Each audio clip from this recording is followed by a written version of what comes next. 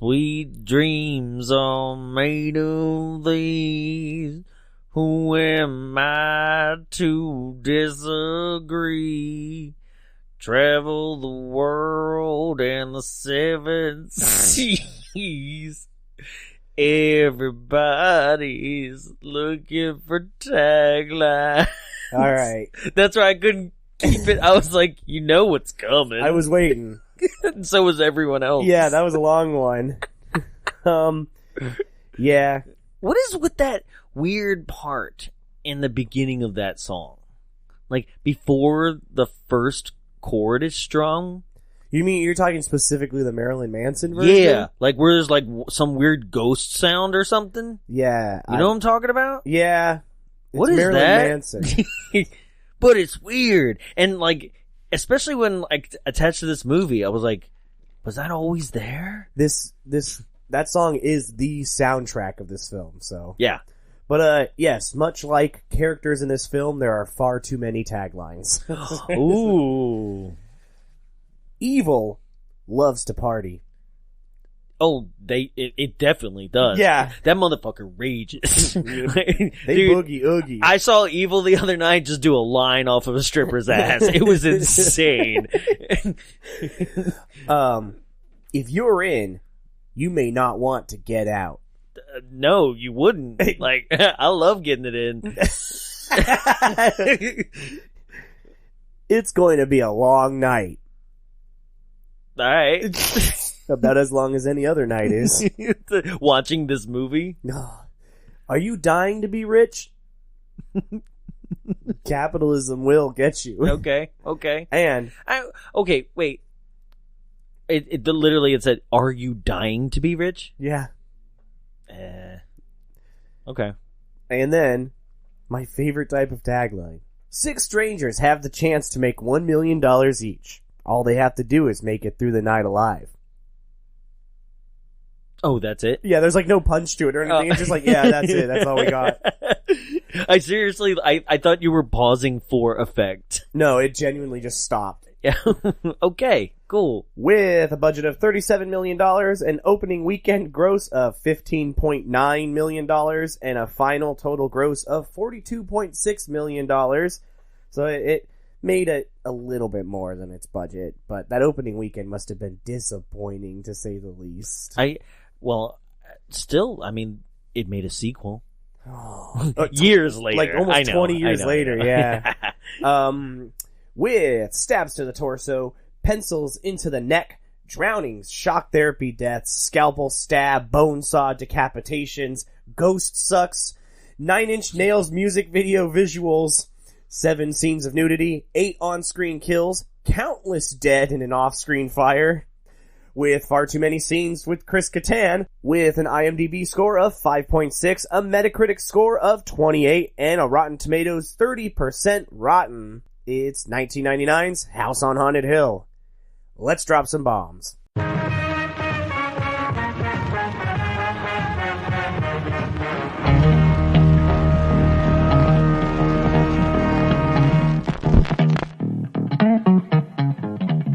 Welcome to Good Burger, home of the Good Burger. Can I take your order? Your Majesty, I have more in common with the dog than I have with you. I love dogs. I've always loved dogs. She's so Latin, I don't believe it. Systematically poisoning the dinosaurs' water supply. In a matter of decades, their entire species will be extinct. Hell. Everybody loves popcorn. Doesn't anybody care about this whole dinosaurs becoming extinct thing? Ladies and gentlemen, welcome to Bombs Away, the only podcast recorded inside a projection booth. I am Tyler Rowe. Joining me in the studio, as always, is... The ghost who always seems like he's having a seizure, Mr. Jonathan Young. This movie has lots of shaky ghosts. Or I could be Terror Incognito, Mr. Jonathan Young. Boo. Not as good? No? I did like that one. Okay. Yes. Welcome to another episode. Welcome to another week. Yes. Welcome to another week in 2020. War has de-escalated, I don't know about that one. I mean, that's what we were told. The show will keep going even if we're drafted. We'll come to you live from Kabul. Speaking of live, up top, don't forget to join us in a couple weeks here at the Frida Cinema in Santa Ana, California. Hell yeah. For this month's live show, Texas Chainsaw Massacre 2. Ring, ring. Bring it down! It's going to be a hoot and a holler and a half, honestly. Movie's insane, and we hope to see you guys there. You can find tickets for that on our link tree. That's linktr.ee/bombsawayshow. You can also find t-shirts and our Instagram and all that other kind of cool stuff through that link as well. You got anything to plug? No, not a thing. But you handled it perfectly. Thank you. Yeah. Well, let's get started then. Hell yeah. 1999's House on Haunted Hill remake. You know what? Why? Because I got to choose these movies, Yeah. I was going to say, I should Yep, say why I chose this movie. That's what I was going to ask. Yeah. Carly and myself love the original House on Haunted Hill. The original William Castle film. Okay. It's interesting. It's so hokey, but so fun. The skeleton that's very clearly on strings that like shoves that woman into like a vat of acid. Yeah. Is hilarious. I'm also a big fan of spook show cinema, right? Which William Castle was very well known for. If you're not familiar with that, it was basically you'd go see a late night movie that were all based on gimmicks. So this one specifically would have a scene where a skeleton would fly across the theater, an actual physical skeleton. Other things that he did was having plants in the audience who would scream and sometimes get attacked by monsters, which I imagine must have been terrifying back in the day for that to happen in the theater with you. Oh my god, it's a giant brain!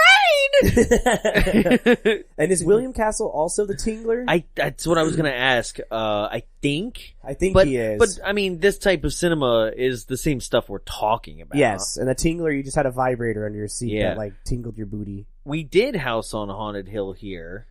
Yes, at the Frida. Yeah, but the effect didn't happen. So, we like, showed a skeleton. I would love to do it again. I think a spook show would be a lot of fun, hosted by us.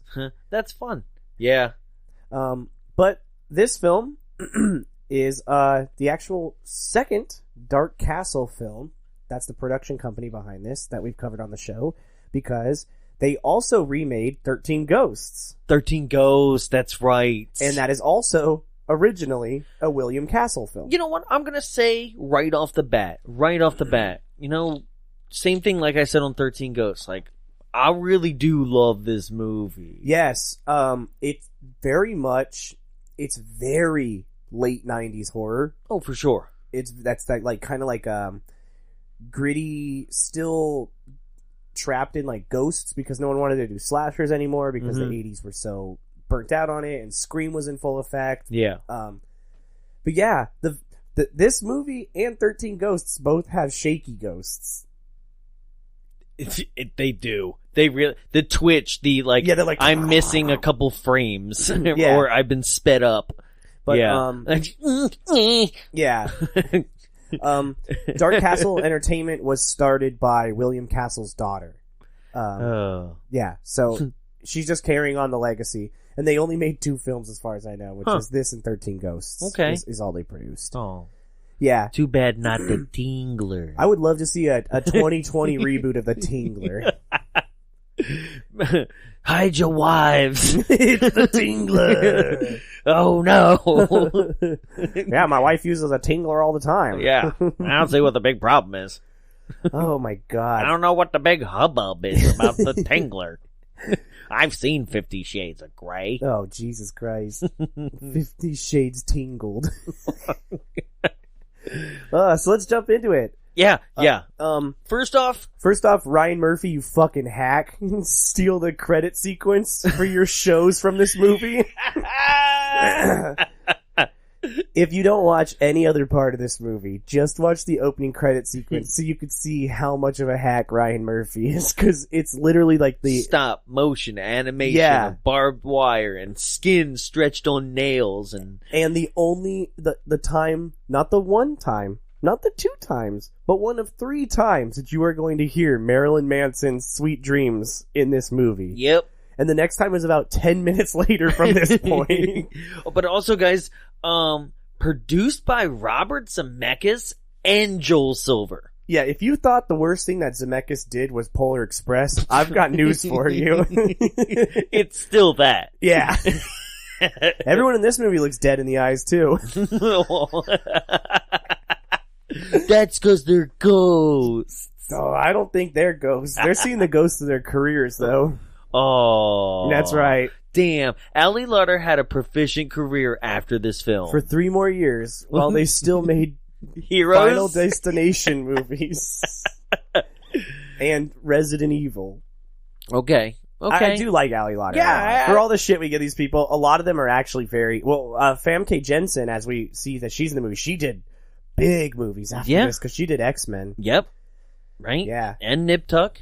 And Nip Tuck, yes. And obviously Geoffrey Rush is in this movie as well, who is obviously Captain Barbossa, which is like, that's a prolific as fuck. Hell yeah. But yeah, this movie, these credit scenes, and then it goes right into it feels like you're watching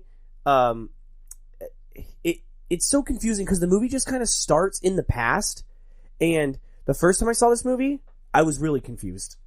Okay. Because the actions, they don't waste any time fucking brutally killing people.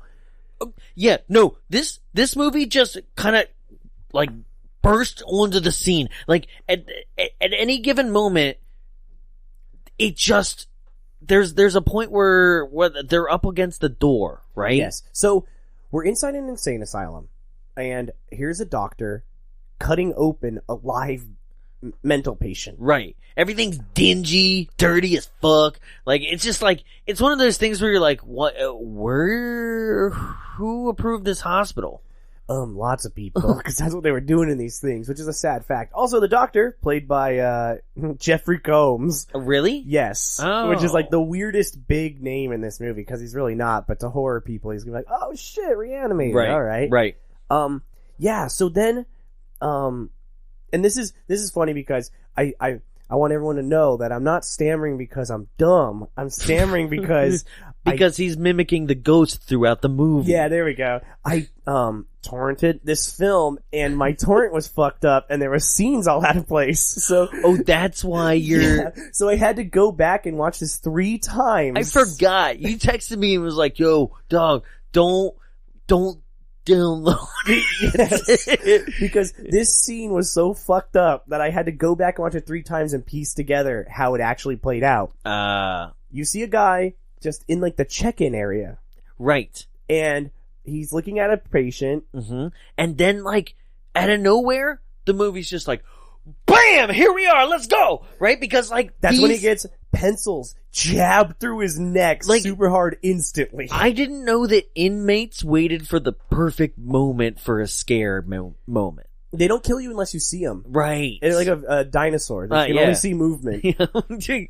But yeah, the inmates have broken out of this hospital and they're fucking everyone just up. Stabbing people Boobies. in the neck, like bringing the doctor in and laying him down. And then like, why was that woman still filming during the riot? Yeah, I don't know. There was still there was a woman filming them, the doctors cutting up bodies. And then as the riot starts happening, she's just like, I'll keep turning this wheel. This will make good B-roll. This will get us better funding next year.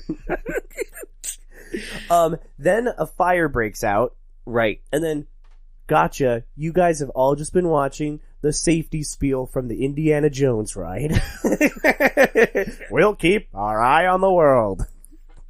Because you're actually watching, Greetings! Greetings, my friends! I am Sala.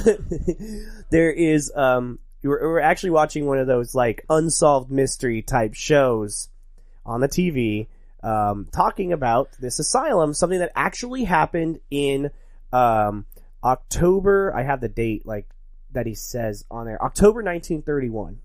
Right. It's the glitz and the glitter of a bustling young movie town. At the height of its golden age.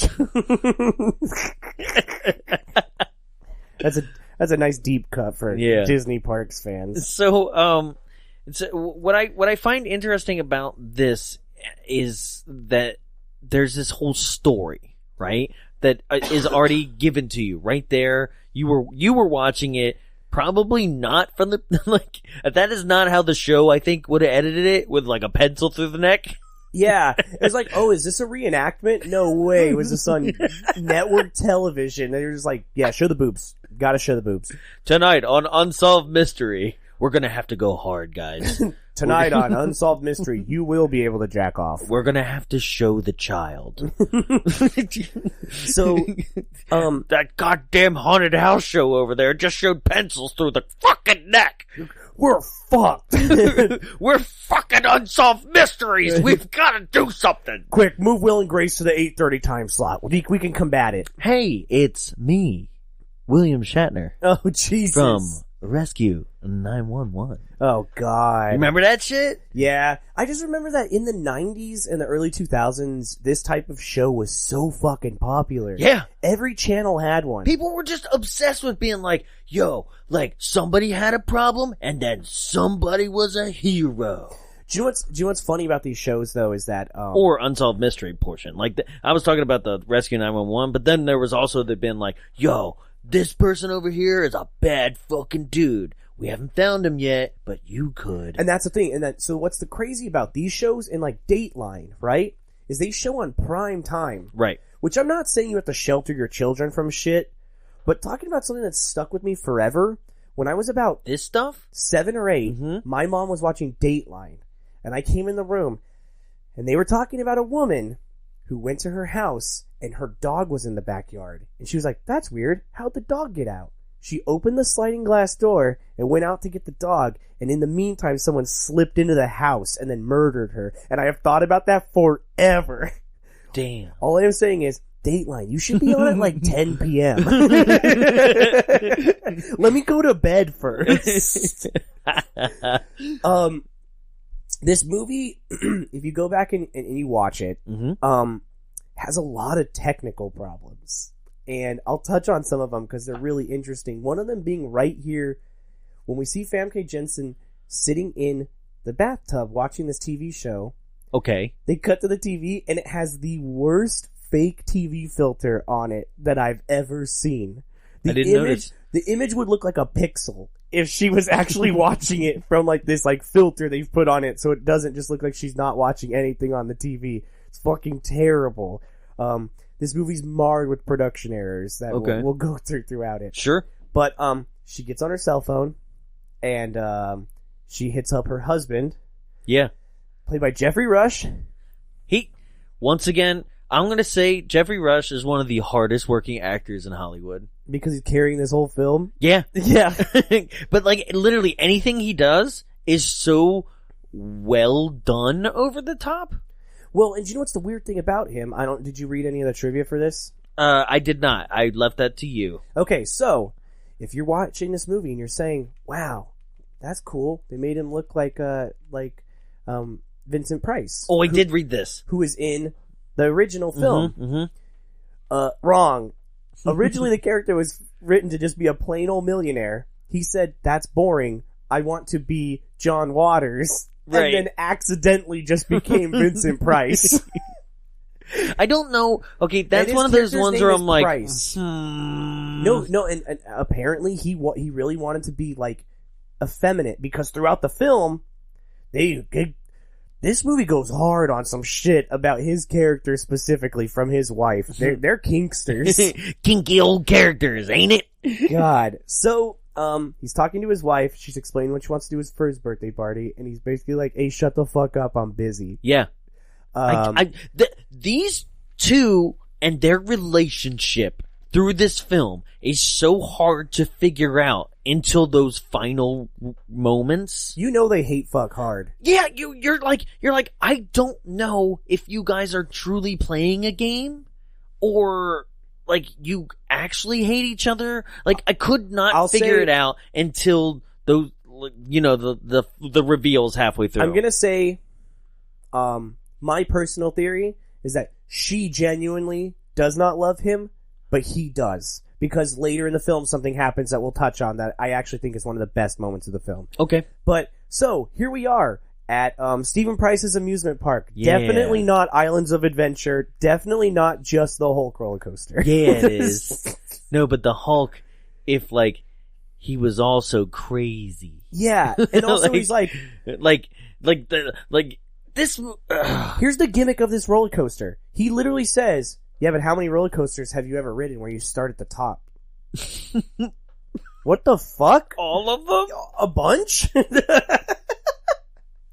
That is the weirdest line. And they put him in an elevator simulator that you'd be like, I'm not falling. Okay, here's another thing, though. All right?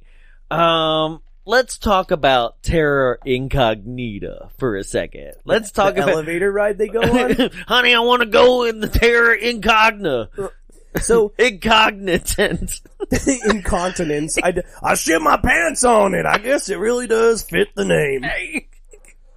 So they get in this elevator, him and this reporter, and they're asking, did your park open late because someone died? He's like, no one's ever died. Anyway, brush on.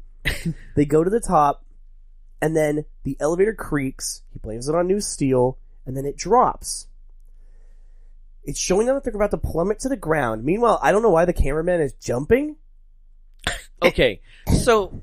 Is he hoping that he'll hit the ceiling instead of the floor? Number one, in some insane world, right, you somehow think that the 4 to 5 story elevator that I saw outside is now this, like, 85-foot drop? Yes. Yes. It's so wrong. How is this, like, how are you even, like, oh my god, because that's what this cameraman's doing. He's just like, oh fuck, oh god, oh my god. And they're freaking out that they're gonna die. Right. And then it turns out, ladies and gentlemen, it's just the most realistic elevator simulator that's ever existed. Stephen Price should be a goddamn, like, quadruple billionaire because, like, he's invented an insane technology. I know, right? Like. Oh wait, but that's not even the most insane technology he's invented because when we get on the roller coaster, we see some other complete bullshit. Okay, this is where it gets insane because I'm like, okay, maybe they can do some sort of weird free fall. I've built an elevator simulator. Yeah. Oh, you're an elevatorologist? I am an elevatorologist. No, back at Great America, we built an elevator simulator. And it doesn't do shit like this. It literally lifts you up 2 inches and drops. That's it. This is fucking bullshit. But this roller coaster, first off, they do not dispatch those trains that close together. Because it's literally showing them winding. If you're familiar with the Hulk roller coaster at Universal Studios in Florida at the Islands of Adventure... It doesn't even matter if you're familiar with that. Well, if you're familiar with any roller coaster, you know that only one train can go at a time. Unless there's block breaks and they have to be farther apart. Right. They can't be right on top of each other. These ones literally are going through the same Cobra coil roll together. Okay, this is something that I was curious about though. Like, can you, as a ride engineer, or operator, can you launch both in order to get that shot? Yes, probably. Probably. And there's That's definitely wild. no people on it. So, I mean, the risk is that you're going to hurt the ride. Right. But this park was like almost brand new at this point. So, it was publicity for it as well. Sure. But, yeah, so... okay, yeah. There's literally a coaster about, I would say, 20 feet in front of them. Yeah. The track comes undone. It flies off the track, and the camera crew are like, oh, fuck, we're gonna die! We were just tricked 10 minutes ago, but we're gonna die! Yeah. The track fucking fixes itself. And they're like, oh my god, that's crazy. Meanwhile, though, like, here's... Oh yeah, the engineer guy is like, we got a problem. Yeah. As soon as the track snaps. Yeah, the thing is, this is why I was like, this is definitely a fake out. It's because the track snaps and this guy goes, hey, we have a problem. Yeah, he's like, I really don't care about those people on the ride. If literally you saw a track snap, you'd be like, shit, stop the ride! Somebody stop the fucking ride! There's nothing we can do. They're past an E-stop position. Oh no! Terror Incognita. So, it flies off, it fixes itself, and the guy goes, yeah, we got a problem. Passenger 6's arm keeps coming off. And they're talking about the dummies that are Yeah. on the first train that like went off the tracks. So are you telling me? You have to reset that every time. Are you telling me that an entire coaster went off the track and then just landed somewhere? Like in a big bucket. I would love to be near that area of the park where those things are landing. Where in they it, just land and just scrape on the ground. because I'll tell you right now, as a person who's been to Islands of Adventure, it's already loud as fuck in that part of the park because that coaster's hella loud. Could you imagine just be like, oh, let's have a picnic right over here, Johnny? And then there's literally a crew who has to crane over the coaster back The coaster on only the runs cart. twice a day because they have to completely reset it afterwards. Terror incognita. So he gets back on the phone with his wife, and she's like, I want to have my party at this thing. I'm sending you a guest list. Right. He Why goes. would she trust him? She goes to his weird. He goes to his weird office, Yeah. and he has a thing, and he's like, "Here, this is what I think of your guest list." He shreds the guest list, and he makes his own. He leaves the office, and then a ghost does it. And here's what I'm Okay. saying about production errors. Okay. Because I'm supposed to believe a ghost is typing this, then why the fuck can I see a shadow typing on the keyboard? You can see a shadow enter the shot, type on the keyboard, and then leave the shot. What shadow? Exactly. When they go to the computer to show the new guest list being typed up, there's a fucking shadow that enters the shot because it's a person getting in there to type on the keyboard the new names that you're watching. And then you And can what, they zoomed past the keyboard? Yes, but you can see the shadow on the screen. It's literally the outline of a person. Why not just play a video on the screen? I don't know. There's a lot of problems in this movie where you're like, why? Because if you're not going to show the actual keys depressed, like invisible, like then what does it matter? It's funny. It's like, damn, who made this movie? Ed Wood? You guys only get one shot? Because there's another shot later that has a problem with it. I'm like, would you guys just be like, fuck it, we can't afford it. We spent our whole budget on Marilyn Manson. The beautiful people, the beautiful people. Banana. Yeah, so, ghosts use email now. Nah, dude, we learn later, ghosts use the internet. Like, literally, that's the explanation. Like, they could get through an internet cable, right? Fuck you. I've seen Scooby-Doo Cyber Chase. Oh, man. Well, I mean, Mary Lou did that. Yeah, but she's cool. Yeah, this is fucking bogus. Stupid ass Black Mist. So then again, this is when we get to hear that fucking song again. Yeah. Everyone arrives, and we're in. With a hearse in the lead? Yeah, it's just on brand. There's no other reason. It's kind of cool. Yeah, there's a hearse that escorts all these people to this house. So, for sake of not getting mixed up later, I'll just say who the people are, and they all talk about what their jobs are a little bit later. So we have Ali Larter, who is at this point telling everyone that she's actually a film executive. Right. Then we have Which, like, way to just like double down right out of, just being like, I'm gonna live a lie tonight. yeah. If I die, it's okay. No one will know. I know, right? We have Veronica from Billy Madison. So hot, want to touch the hiney. Me and my friend, we a ghost and her, No, they didn't. But you could imagine if it could. Yeah.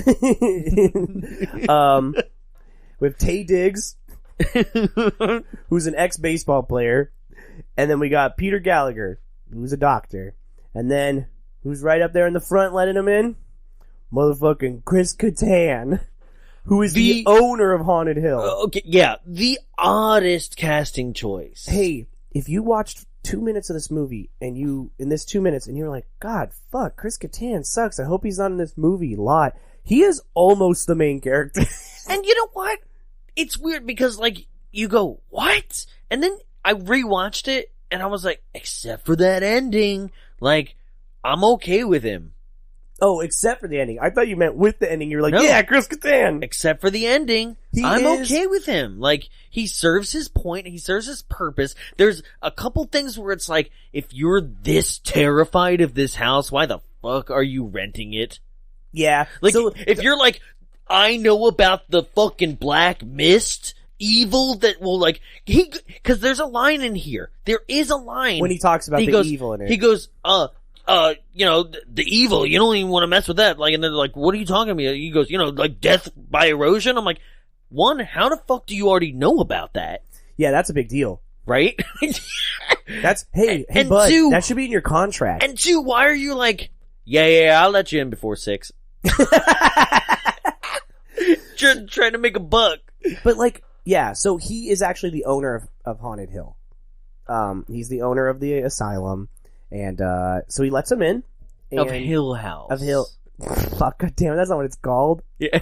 You really had me for a second. I was like, yeah, Hill House. Fuck you. I can't remember what the name of the asylum actually is. It's the Vandecut. Vandecut Hospital for the Mentally Insane. Right. Yes. Because of Because of it's named after the doctor that Geoffrey Richard Benjamin Vandecut. Yes. So they go inside and they look up at this very much on the nose fucking like stained glass in the ceiling. Yeah. It's one side it's angels, the other side it's demons, and in the middle is like crazy people. And the middle's Tom Hanks. So it's me, the Da Vinci Code. But he says, what I want to point out is, what is up with this? Is this insane asylum also a hotel?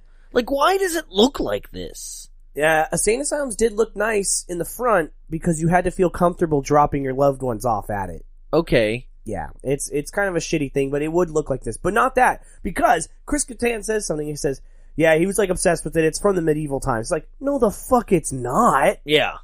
No, it's not. But it has a really shitty ham-fisted metaphor in it, because Famke Janssen comes in, it explodes, and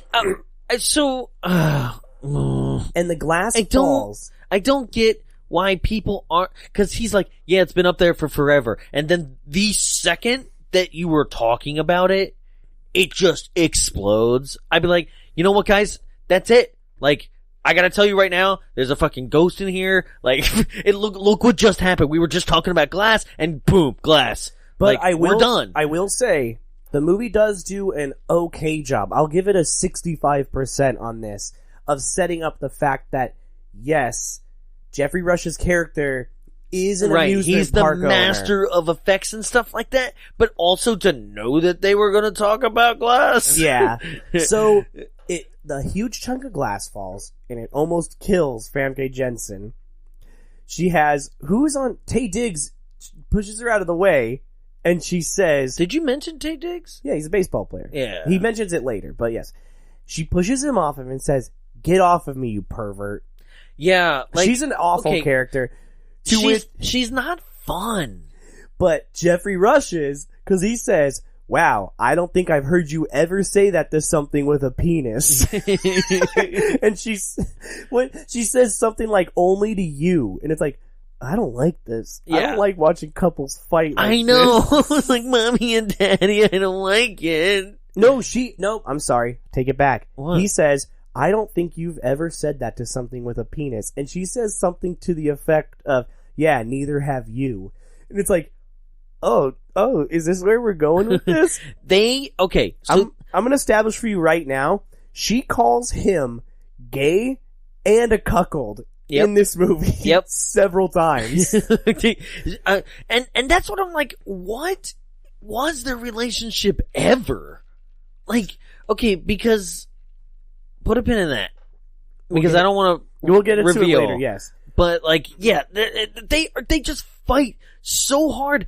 I mean, and it is kind of entertaining, but at the same time, yeah, it's awkward as hell. Yeah, it's like watching your actual friends fight at like a party. So, at this point too, it's weird because like nobody in this room is that upset.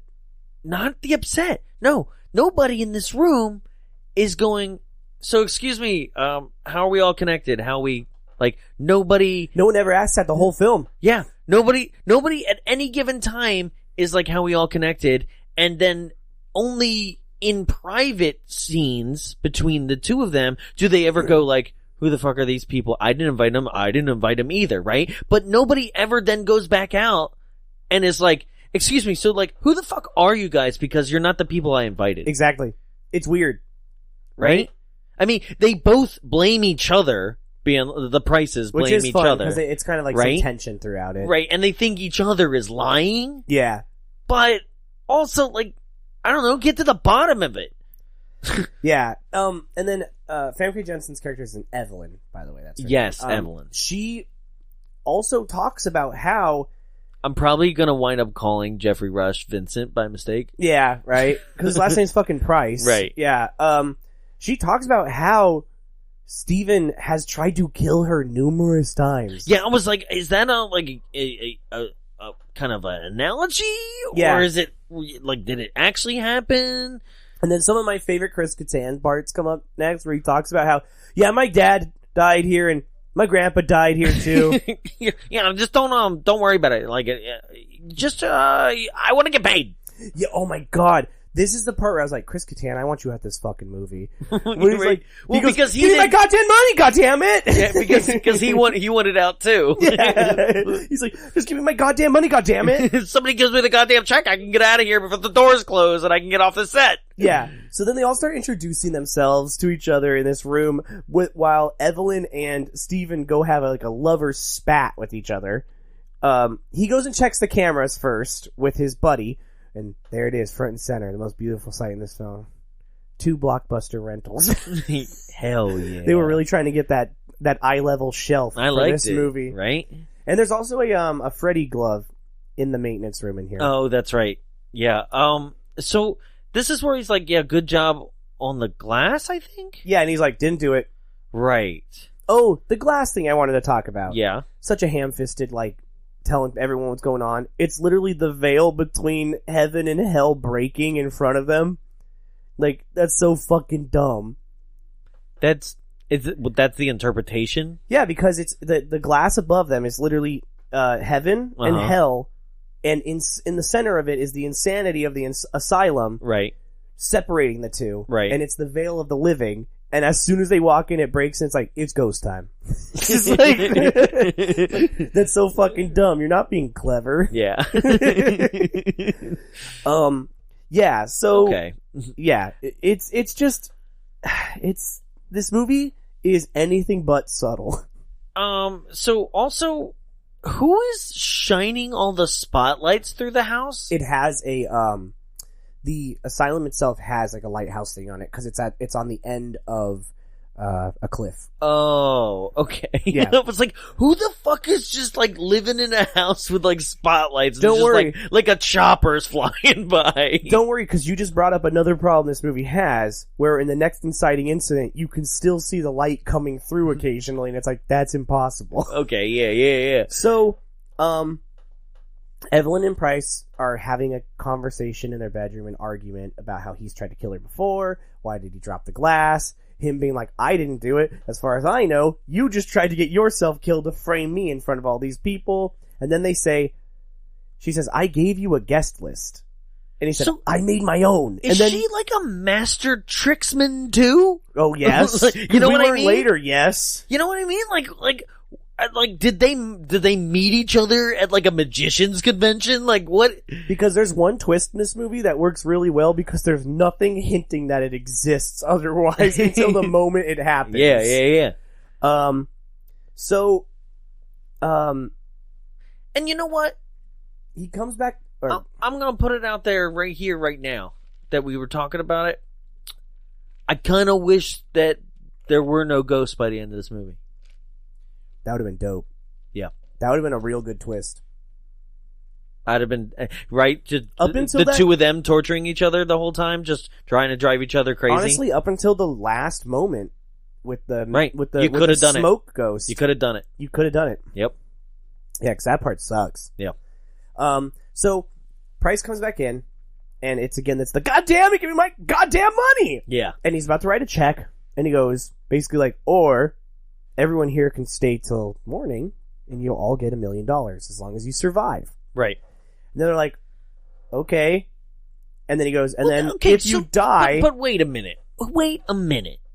Because there's gotta be some, like, asterisks here. Like, if somebody was like, yo, okay, first, I'm inviting you here. And then when you get here, here's the deal. If you survive until morning, I'll give you $1 million. And I'd be like, excuse hands me? in air. Why'd you right? say survive? Right. Exactly. Right? Because I'm like, the dummy would be like, oh, because of the haunted house. Right? And I'm like, no, he just said survive. This motherfucker could just shoot me in the face. Do you know why I would raise my hand again later, too? What? When he gives everyone a fucking gun. Yeah, right? I was like, holy shit, I've seen Clue. It's like, why does everyone have a gun? Right. That's not gonna protect me against a ghost, unless it's the ghost bullets from fucking Scary Movie 2. But I don't, like, okay, the introduction and handing over of these guns doesn't really make any sense. It doesn't at all. It's like, weird. what was his plan? That you could shoot someone? Like, the first person to kill Evelyn tonight? I had the feeling his initial plan was at the end to have something happen where someone killed her. Yeah, like where I'll pay you more if you kill her kind of thing. Yeah, and then they're blanks. Or are they? No, they were supposed to be. I remember? know, but then the ghosts made them real. I know, what? The clips are also welded shut. So yeah. There's one no face monster just like listening to Sweet Dreams like with a headset on, like loading the guns like when nobody's looking. It's really- Everybody. He keeps dropping bullets because every couple seconds He's his shaking. face is like, God damn it! There are like bullets everywhere. Shit! God damn it! So he explains Who keeps getting fast forward on the remote control? the tracking's all fucked up on my face. He explains that if you survive, you get $1 million. Every person that drops out or dies, the money then gets filtered out to everyone else. So it's more and more money throughout the night. Which I guess is another. I guess then that's the incentive to be like, here's a gun. Yeah, right. Basically, like, kill the people you're with, and you can win. And you'll get more. I guess so. So the doors lock as Not just Chris the doors, gets in. guys. It's Not like just- it's like This is the lockdown same thing that happened to the people who died. Yeah, Right. So basically, there was this lockdown device that like would place steel barriers or barricades on every window, every door, everything, even like up in the attic, like everything that possibly was an exit out. And that was what was activated when the people all burned to death. Right. Yes. And this place looks really good for a raging fire going off of it. Something I don't think you mentioned in that backstory flashback is the fact that 5 people survived. Yes, 5 people did survive. Yeah. Yes, they don't say who they are or anything like that. Right. And they bring that up again in like a couple minutes. They say, yeah, only 5 survived. Just to remind you, because it's a big thing later. Right. Yeah. So everyone gets locked in, and they're like, oh shit. Chris Kattan tries to get out. This motherfucker wants to get out so bad he just breaks a window with like the palm of his hand, and he's like bleeding everywhere. Okay, so here's the thing about Chris Kattan. Like, he knew, right? He absolutely knew that this was going to happen, right? Why did you schedule like the party meeting start for like a few minutes before it happens? Yeah. If you're like, yo, like, I gotta get you guys there before 7 o'clock. They're like, what happens after 7 o'clock? Don't worry about it. Just come on in, right? And then everybody's like running late and being like, oh, sorry, the hearse broke down and like all this stuff. And he's like, oh my God, we're so close. Shit, dude, I'm so sorry. My fucking Uber took me to the Haunting of Hill House. Easy mistake. Guy from ET's here, though. That's pretty dope. So yeah, they're all locked in, and Chris Kattan explains that there's probably a door operation thing in the basement. Right. So Geoffrey Rush leaves to go talk to his tech about like, what the fuck? That was a cool trick. Yeah. Right? And then they go in the basement. I didn't do it, right? He's like, and then at that point, I'd be like, all right, so like all hands on deck. Like, I didn't fucking do this. Like, it's ghost time. But wait, hold on. Didn't he say I didn't do the glass? He goes up there to say, what's up with the doors? Oh, yes, and he says, I didn't do that again. Yes, because, yes, the thing hasn't happened yet to him. Right. So, they go in the basement, and in the basement is the bodies exhibit. You ever been to that? Yeah, I've never actually been. I've just seen it. Advertised? Yeah. My dad and I went when I was like 13. Oh. That shit fucked me up. Yeah. But hey, I'm gonna throw this out for you right now. Those bodies are fucking destroyed at this point. Oh, I'm sure. All the glass is broken. Mhm. They're just in the elements. Yeah. They would be like goo. Okay, I got a question. Yeah. All right. I'm not a bodyologist, so don't ask me. No, I'm gonna wonder if you're a pyrologist. Oh, a fire doctor, yes. Yeah, yeah. Yes, they would have burned. Not just that. This place does not look burned. That's what I said. This place looks great for having been burned to the ground. Like, but they do mention that they've been renovating it forever. So I guess so, but it doesn't look like it's been burned at all. The basement doesn't. Yeah. At all look like it's been burned. You know what it looks like? Okay, I'm gonna tell you a story. It's Jonathan's story time for a second here, right? Now, there's a place where the naked ladies dance. Called Glendale Hospital, right? It basically was a tuberculosis hospital in Maryland, built in 1934 and used all the way up to 81, right? And then it shut down, and to this day is just abandoned, right? Ooh.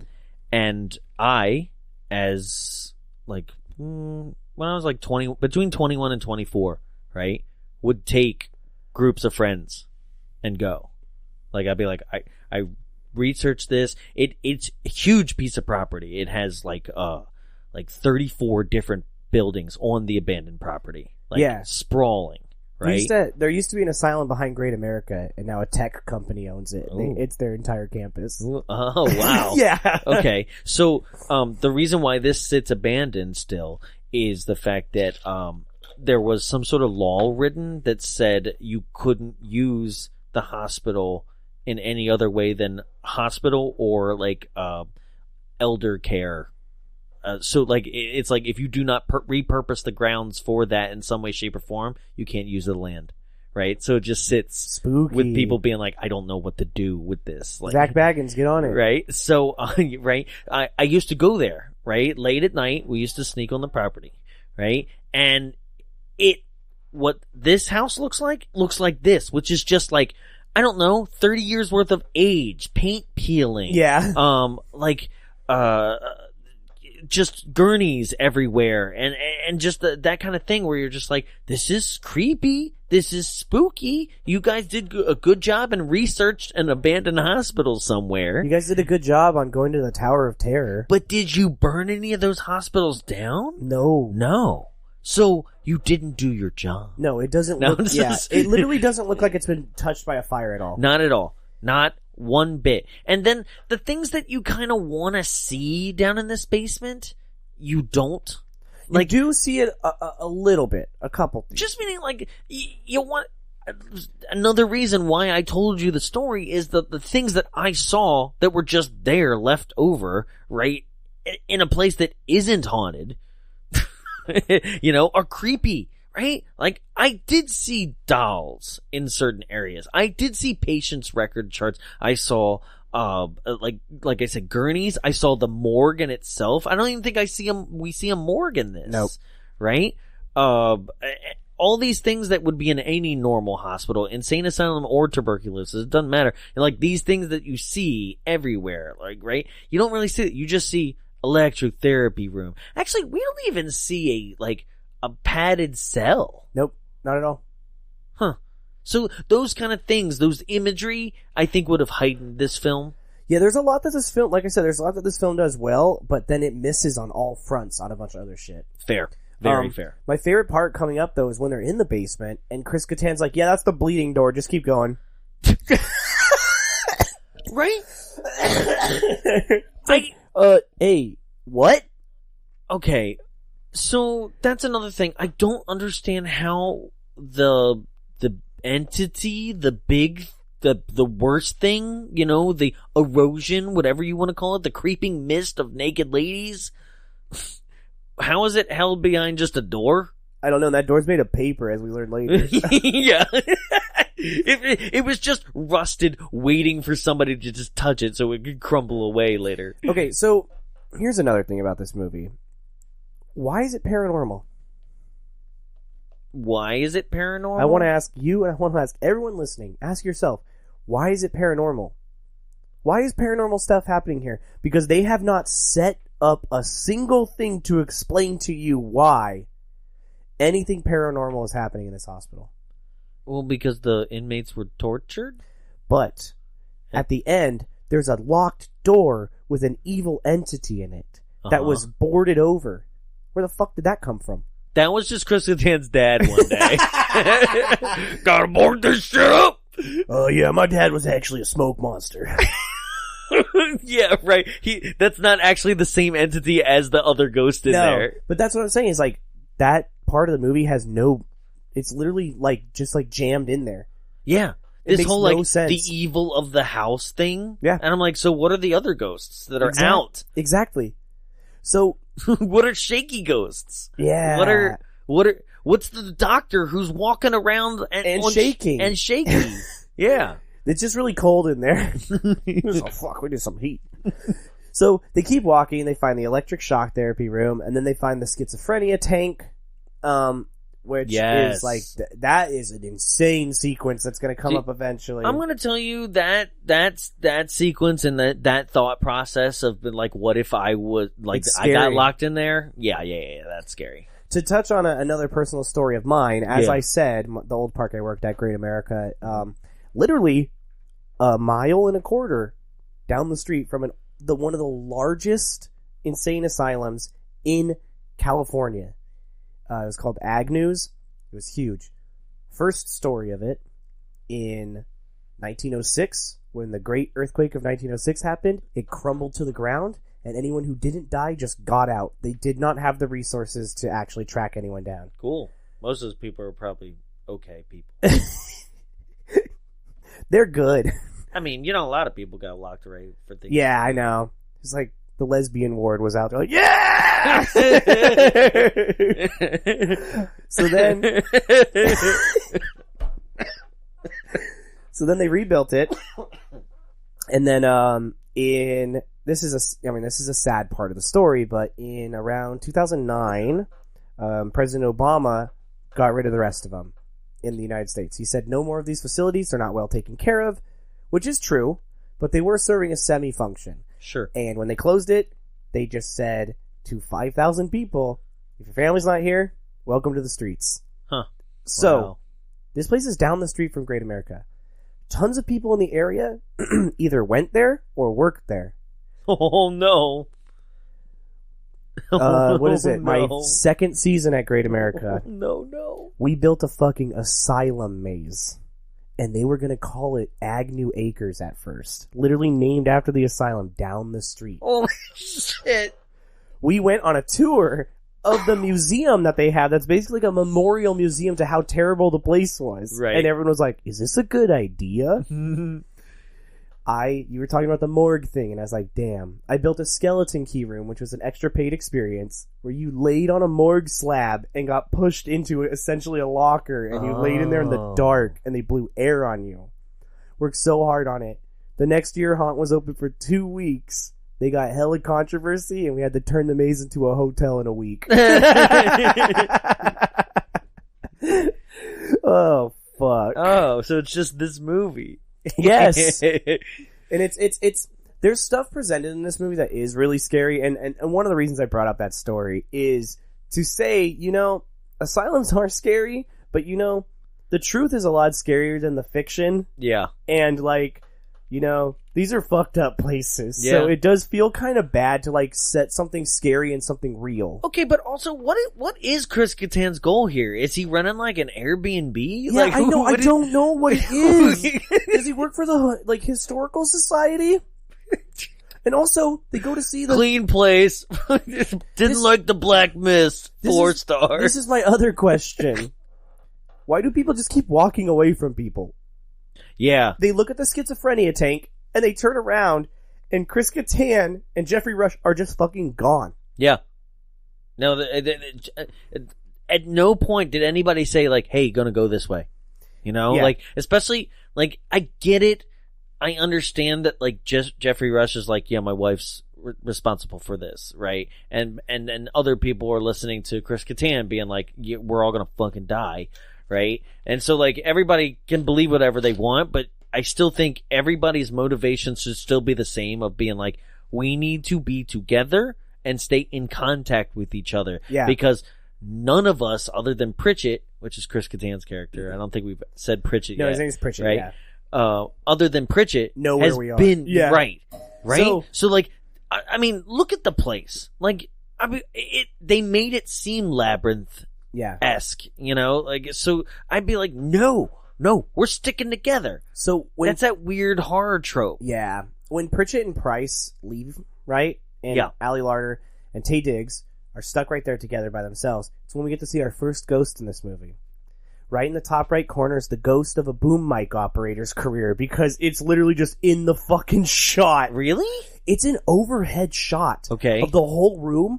And you know how sometimes you see a boom because it dips into the shot? Wow, you were really paying attention here. You can see the entire pole. You can almost see his hands. It's on the opposite side of this schizophrenic tank, and you could see it, and it shows up in the shot 3 times. Really? They cut back, and you still see it in the fucking shot the whole time.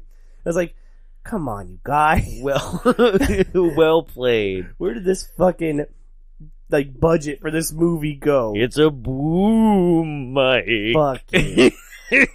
So then Taye You know he made that joke on set. Yeah, I know. Taye Diggs also disappears. Yeah. He disappears too. But you know what? And then Ali... The thing... Okay.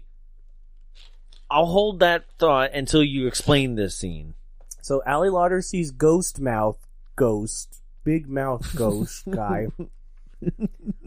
This movie is fucking weird. They don't explain why any of the ghosts look like they do. They were just... These ghosts seem like they were left over from something else. Let me tell you this. Well, and that's an interesting thing that you touched on. I think. The I think Mist I did Ghost read was that. from a different movie. Yeah. Yes. These monsters in this movie looked like if we lived in a world where real monsters had to be in movies, they showed up for the Pan's Labyrinth audition and they were told, you're not really what we're looking for.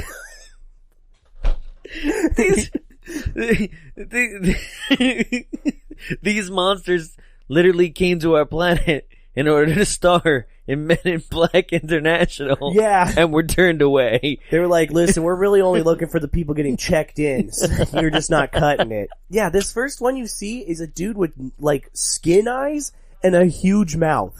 Yeah. It's, comical. And is this where he, screams at her? No, that's later. That's later. Nobody yeah. shakes. Yeah. And she's like, I gotta find Taye Diggs. Yeah. Let's go. Check, please. And then she goes and she sees Taye Diggs and he shakes a bunch. Well, yeah, she sees him from down the hallway, right? And she's he like, walks away. Eddie! And he's just he's got a glow in his eyes. Yeah. Right? And then he goes into this room. And she sees him shake a bunch. Right? And here's the problem with the shaking noise. It made me laugh every time because it makes the sound of someone jacking off. It's like this. And you're like, ugh. So, he proceeds to... Spooky. Drop into one of the biggest fucking questions I have about this movie. Why the fuck is there a blood vat? Yo, you can't run a proper hospital without a vat of blood. A whole Chris Kattan tank. is dedicated to making this place as authentic as possible in its renovations because there is still a blood vat. So Taye Diggs... Well, don't worry about that. That's what I use to paint. Yeah. this and you know what's the entire worst house... part is we learn when Taye Diggs drops into this blood vat, she gets him out. He's actually not in it. It's been imagined. And he rescues her. Hey, excuse me, But how guess come there what's really not? still is a blood vat? Yes! I thought thought it was Why going to is be that not a oil. dream? I thought it was going to be at least oil, like it was like next to the furnace or something, right? Nope. Because she literally says, why did I just put my hands in a vat of blood? Yeah, and she goes upstairs and she's like, yeah, I'm not imagining shit. I just had my hand in a bag of fucking blood. And they're like, oh yeah, sounds about right. Yeah, oh, right? blood vat room? Yeah. Yeah, because Chris Kattan goes like, oh, blood vat? Oh, you were just dealing with like a ghost. You were dealing with like a poltergeist. That's nothing. Like, Yeah. wait till, he goes, and that's where he goes, wait till you see the erosion. Yeah. Right? I was like, what the fuck? How do you know about the erosion? Like, or one day you just walked in and you were like, back erosion.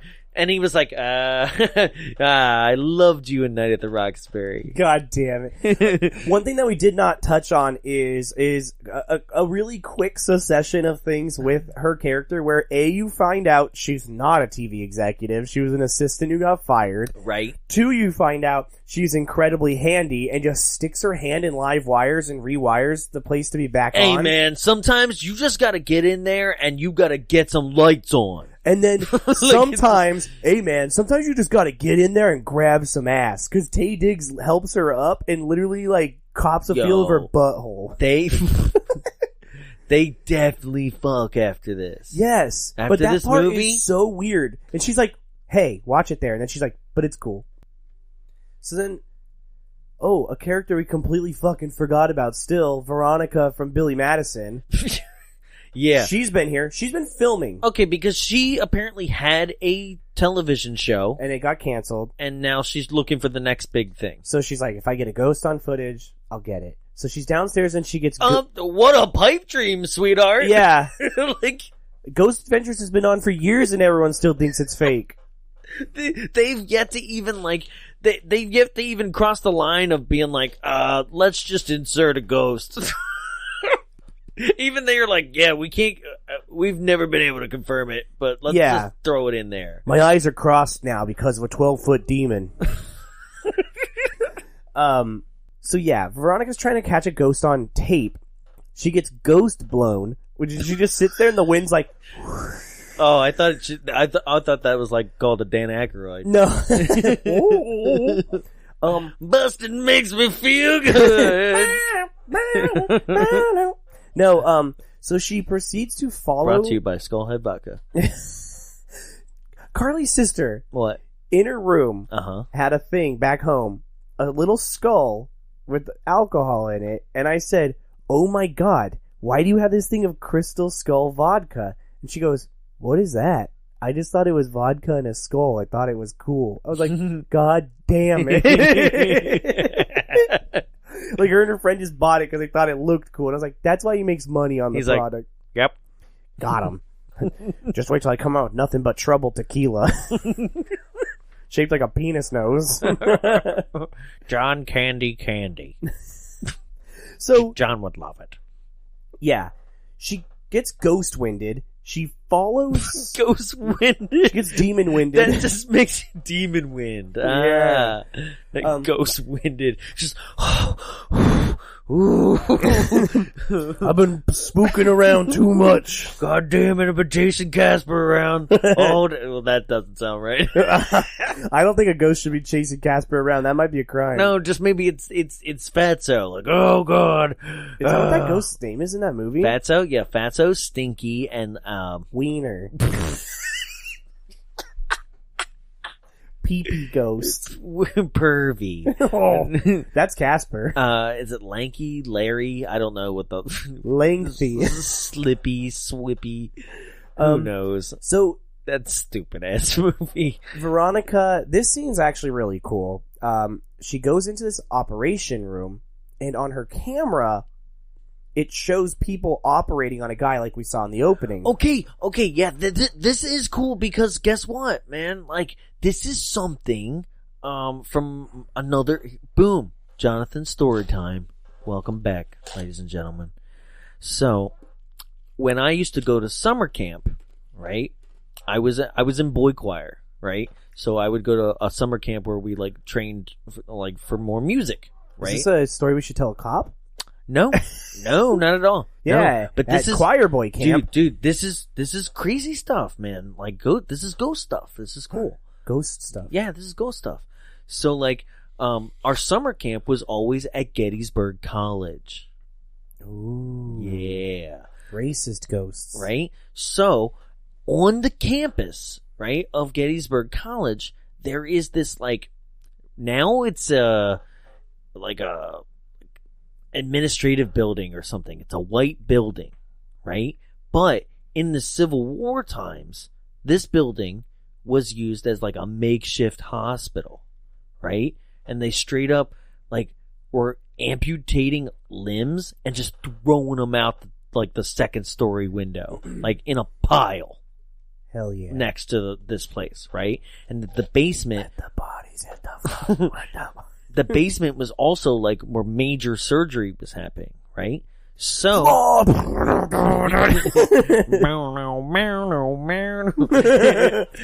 just play that underneath this whole story. Sweet dreams are so, like, we as kids were fascinated by this story, right? Because basically, the next part of the story goes, like, fast forward to, like, the 80s, right? And two women in the administrative building on their way home, right, got in the elevator and then went down and pushed floor 1 and went all the way down to the basement. And apparently, the doors opened up. Surgery room. Yeah. That's scary as fuck. Right? And they're like, what the fuck is this? What the hell is happening? Right? And they could see that they were dressed in old-timey, like, Civil War that, clothes, I'd be out. right? And they're, like, pushing the fucking buttons, right? And nothing's happening. Those are racist ghosts. You don't want to fuck with them. No, this was Union, because this was North. Those guys were definitely still racist ghosts. That's funny. Yeah, so, they're pushing a button and then apparently the doors finally closed and then they went up and they were like, oh, I fucking quit. Right? And so, like, we as kids would try to reenact this. We would go up to the second floor and then, like, push button 1 and it would always just open on the first floor and we'd be like, fuck! And then, like, we'd go down to the basement to see what the basement actually looks like and see if it, like, cause sometimes we'd just push the basement and be like, what if it just opened up and there it was, right? God, fuck that. I'd lose my mind, man. But, like, piss your pants moments, man. Yeah. Like, as like a middle schooler, I'd like piss your pants moments, like 6th grade, 7th grade. I'm like, fuck, what if it really does open? God, that'd be, yeah, right? I'd never like, recover. But, like, that's not, like, that, and, like, there's the ghost that jumped off the student, there's a student that jumped off the clock tower, and apparently Freddy was holding him like a puppet. There's so many I don't like in-campus stories. It was wild to grow up there because, like, I'm telling you, like, 5-6 years of summer camp there. God damn. Yeah, man. Cool. Fuck. But like, yeah, that seemed like just seeing it as the doors open, basically. Right. And so, like, that correlated, seeing that in the film where basically she holds up, there's nothing in this surgery room. She but holds then the camera up. Right. And she could see the surgery. Now, here's where I would say this reveal's a lot cooler, but they made a fucking production error that I saw instantly. Oh. She holds her camera up, and there's the people, they're operating, right? And then somebody's typing. Yeah, you see the ghost. She brings the camera down, right? Yeah. And you're like, okay, she's going to lift it up and she's going to see it again. In the fucking camera. Or she doesn't bring the camera down. She looks over the camera, right? In the fucking camera, the reveal of what's about to happen has already happened. So in the LCD screen of the camera, what happens next is she looks in the camera and they all turn around and look at her. Right. If you go back and watch the movie, they are already turned around in the fucking LCD screen. Huh. Yeah. Okay. Because I noticed it too, because I was like, oh, they're going to fucking turn around now. I can literally see that they're about to do it. Right. So it's like, but it is a good scare. Sure. And then she gets Event Horizon. just taken and dragged away, but then she's like shown like flashes of like insanity, like they do in Event Horizon when they look into the middle of the thing and they see space hell. Can you see? Can you see? So then this is God. She's gone finally. Yeah. Yeah, but finally, like, she didn't do anything. Exactly. That's why I'm like, I'm glad I don't have to worry about another character in this movie. I guess not. Did you know Peter Gallagher's in this movie? Yeah, right? Okay, so I'm a huge fan of Peter Gallagher because, like, I was I love when he smashes watermelons. I don't know anything other than that. I can't like do an impression or Black anything. Gallagher from Chappelle's show. So yeah, Peter Gallagher is another thing that, like, I'm a huge fan of Peter Gallagher, especially from the OC. I love that show. I did. You know what? Like, that show was like, people be like, fuck that show, right? And like, it does not age well. Like, you can't watch that show now. Like, you just can't. Is right? the OC the one with the what you say? Or was Yep. it? Yeah, that is. Yep. Yeah. It's so dumb. Which is one of the best, like, SNL digital yeah. short? Yes. Yeah, with Shia LaBeouf. So they hear Veronica scream. Yes. So they go to find her. They go downstairs, and quite possibly one of the stupidest fucking lines in this movie. They're trying to find where her blood, like there's a pool of blood. Oh, yeah. And they're like, oh my god, where'd she go? And then it leads to the ceiling and up to the thing, and they go, oh my god, She gone is she into the gone house. into the? No, she says, did she went into the air? And Chris Kattan says, no, not air, into the house. Fuck you. She did not go into the house. Fuck you. I mean, fuck you. He's been telling you that there's a ghost, that there's shit going on. So, into like, the house? Yeah, I mean, if you heard that, what would you do? I'd be like, nah, dog, she dead, not in the house. And he'd be like, yeah, you're right. Yeah, but I mean, like, in the house, like, it, like, what? How else can you explain? Like, she got carried out by a ghost. How else can you explain what did a ghost like climb up and like put painter's tape up and make sure blood was smeared only right up into the corner of the house? I've seen Nightmare on Elm Street 1. She was being carried around by Freddy and sliced open. Excuse me, can I play through? Yeah. So then they watch the tape, bitch. They go upstairs, and Chris Kattan is drinking a drink. Oh, yeah. And I wrote, my note literally says, God damn, why did Taye Diggs slap that glass out of his hands like that? Bitch slaps him. But everybody's just like, whoa, what the fuck? And not to Chris Kattan, to Taye Diggs. He slaps it out of his hands so hard it shatters. Yeah. So, meanwhile, Ali Larter's watching the tape to see what happened, and that you just see her screaming and get dragged away. Hey, fucking idiots, rewind the tape more. Yeah. Yeah. They're like, I literally only have enough battery to rewind it like 30 seconds. That's all we can watch. That's all we've been told we're allowed to watch. I don't Ghosts get have it. very specific rules. So then Famke Janssen finally shows up again and is like, that's another thing. I'm like, were these actors in the same room with each other? My whole thing is this movie is here's the problem with, not like, I don't know if this screenwriter is actually inexperienced, but one of the hardest things to do if you have not written a lot of movies is write a movie with a ton of characters who are supposed to interact all the time. Because you end up, if you don't do it right, with this movie specifically. Yeah. Which is basically like, we're going to follow these two people because it's too hard to write dialogue for 4. Yeah, let's keep splitting them up because Yes. I don't know how to, like... Keep them talking. Yeah, keep them together and keep it interesting. Yeah. So Famke Janssen puts a gun in Geoffrey Rush's face. Yep. And he's like, you really think, like, I gave these people real guns? And then she fucking shoots it. She unloads a gun, like the gun in the air. And Yeah. it's real. Yep. And he's like, uh-oh. And then that ghost somewhere is like, hell yeah. God, that's so hot. I wish I had eyes. So, I just got this big weird mouth. I'm an extra from Amnesia: The Dark Descent. That's better than me. I got eyeballs in my hands. Hey, I fuck with Pale Man. That Yeah. guy's scary as fuck. And I speak Spanish. I hope that's not why he's scary to you. Oh, I know what they look like when they speak Spanish. They've got eyeballs in their hands. If you eat their food, they will kill you. They're not bringing their best, they're bringing their scariest. The big mouths. Then no eyes. I've only ever seen Mexico from Guillermo del Toro's eyes. The fairies aren't even cute. I hate ghosts is what I'm saying, people. They're scary.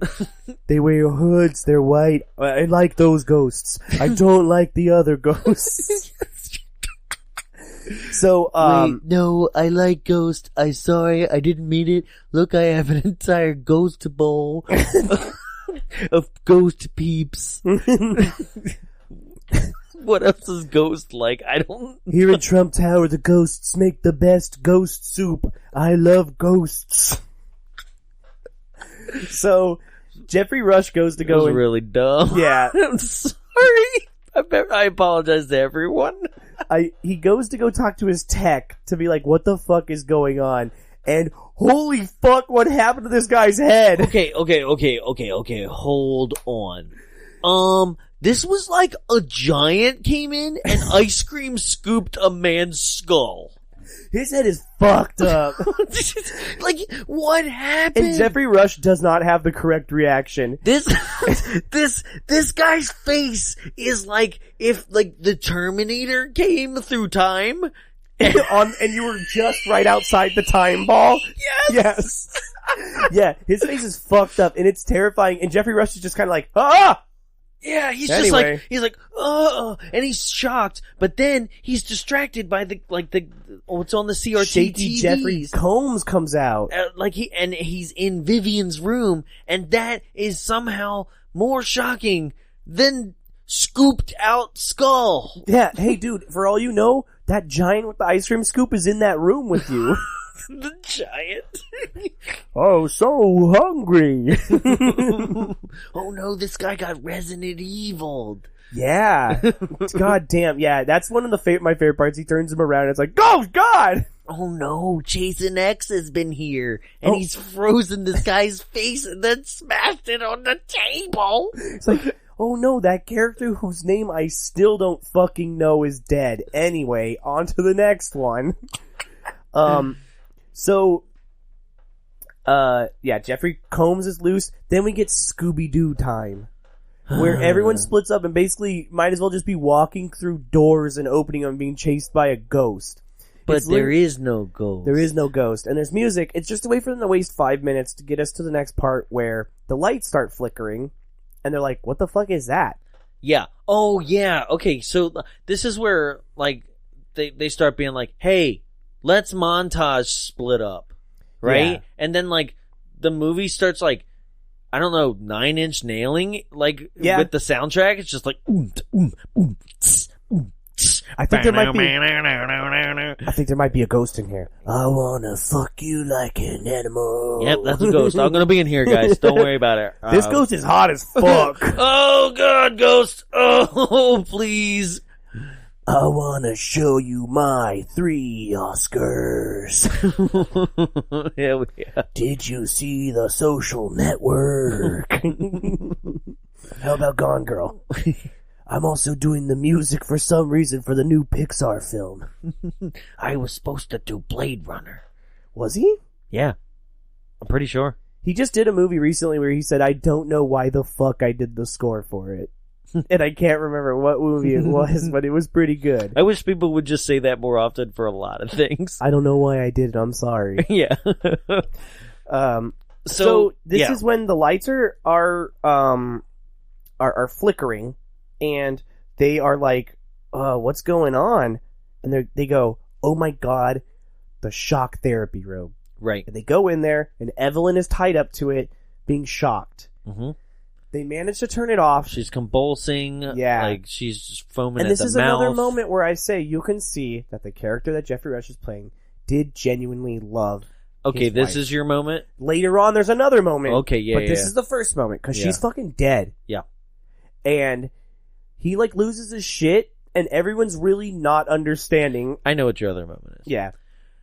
Everyone's like, you fucking crazy guy, you did this! And he's like, why? Of course he's acting crazy. His wife just died in front of him. Right? But, I mean, okay, at the same time, how does anybody really think that he did it to his own wife in front of all these witnesses? Yeah, I don't know. How many people are, like, the first to be like, yep, first conclusion's the one I'm jumping. Here we go. God. So, I know you don't like her, and she's dead now. You are the killer, sir. So they go, yeah, you're the killer. That was a horrific way to kill your wife. Anyway, we're gonna commit an atrocity. Get in the psycho, or the schizophrenic tank. Okay, so schizophrenic tank, Oh, we real haven't... quick, the movie that Trent Reznor did that he said, I don't know why the fuck I did the score, it was a waste of time, was Bird Box. Oh. Felt that way about watching it. So, this sequence in this movie, again, just like last movie, I'm gonna say, if you've got a photosensitivity, it's time to skip about 10 minutes ahead. what is with you? I'm looking out for people. I know, I just mean, like... Oh, with choosing movies? You're just choosing the same things, man. And this one's hard, too. This Like, one actually... You got a weird psyche going on. This one hurt my eyes. Yeah. Really bad. Well, it hurts his eyes, too, because he has to put on these goggle things, like, that are, like, conveniently hanging there as this happens. And as we learned also, Peter Gallagher and his wife are fucking. Because he turns it on. Okay. Peter Gallagher is the one who turns on. Yeah, but he doesn't reveal that they no, but fucking he's yet, man. He's in on it. Yeah, but you don't know yet. You Alright, don't know sorry yet. folks, they're not fucking. Block that out of your mind for Yeah, now. you don't know yet. Come on. No, but they basically are like, Price, get in there, right? And the rest of the group, they do leave, and they except do for not turn it on. They're Yeah. just using it like a jail cell. And then Gallagher is like, hey bud, have Yeah. fun. And he cranks it up all Right? the way. He's like pretending, being like, hey, like, what's this lever do? He's like, don't touch it. He's like, I can't hear you. Right, because it's like a complete sealed compartment. It's a terrifying thought. Yeah. Yeah. Right? So he pulls the lever, and that's when, like, it's basically like you know that cyclotron thing? Yeah, you know, you could do it at Disneyland. You guys know where you spin the thing really hard, and then it makes a motion image as it spins around. Yeah, a couple and different reflects the pictures, thing in the right? center. And this one is like a doctor with like a scalpel, and I'm like, well, fuck, this was to cure somebody? No, he's bouncing a ball at first. Oh, it's a guy yeah. bouncing a ball, but then he literally comes out. Yeah. And he's got like this really cool like filter to him that makes him look all art. Yeah. He's cool. And He's then very cool. Jeffrey Rush is like, ah! And then you're like, oh, right. there he is. Because that's what he's seeing. Basically, you're going to see that animation like throughout the room, right? Yeah. But like, is that all you see? You hallucinate in it. I know, but you know what I mean? Where I'm like, is that the only thing that like normally would spin around the room? The guy just bounces the ball? Yeah. Jesus. Yeah, imagine being there for Right? like hours on end. Right? It's probably hella loud too, so you couldn't like close your eyes and just like go to sleep. Right? Because this thing's just like, gong, gong, gong, gong, gong, gong, gong, gong, gong, right? Like, it might as well be gas powered. Like, it's just like, All right, now we get to the part where you think some necrophilia is about to happen, okay. right? Because Peter Gallagher goes in the room with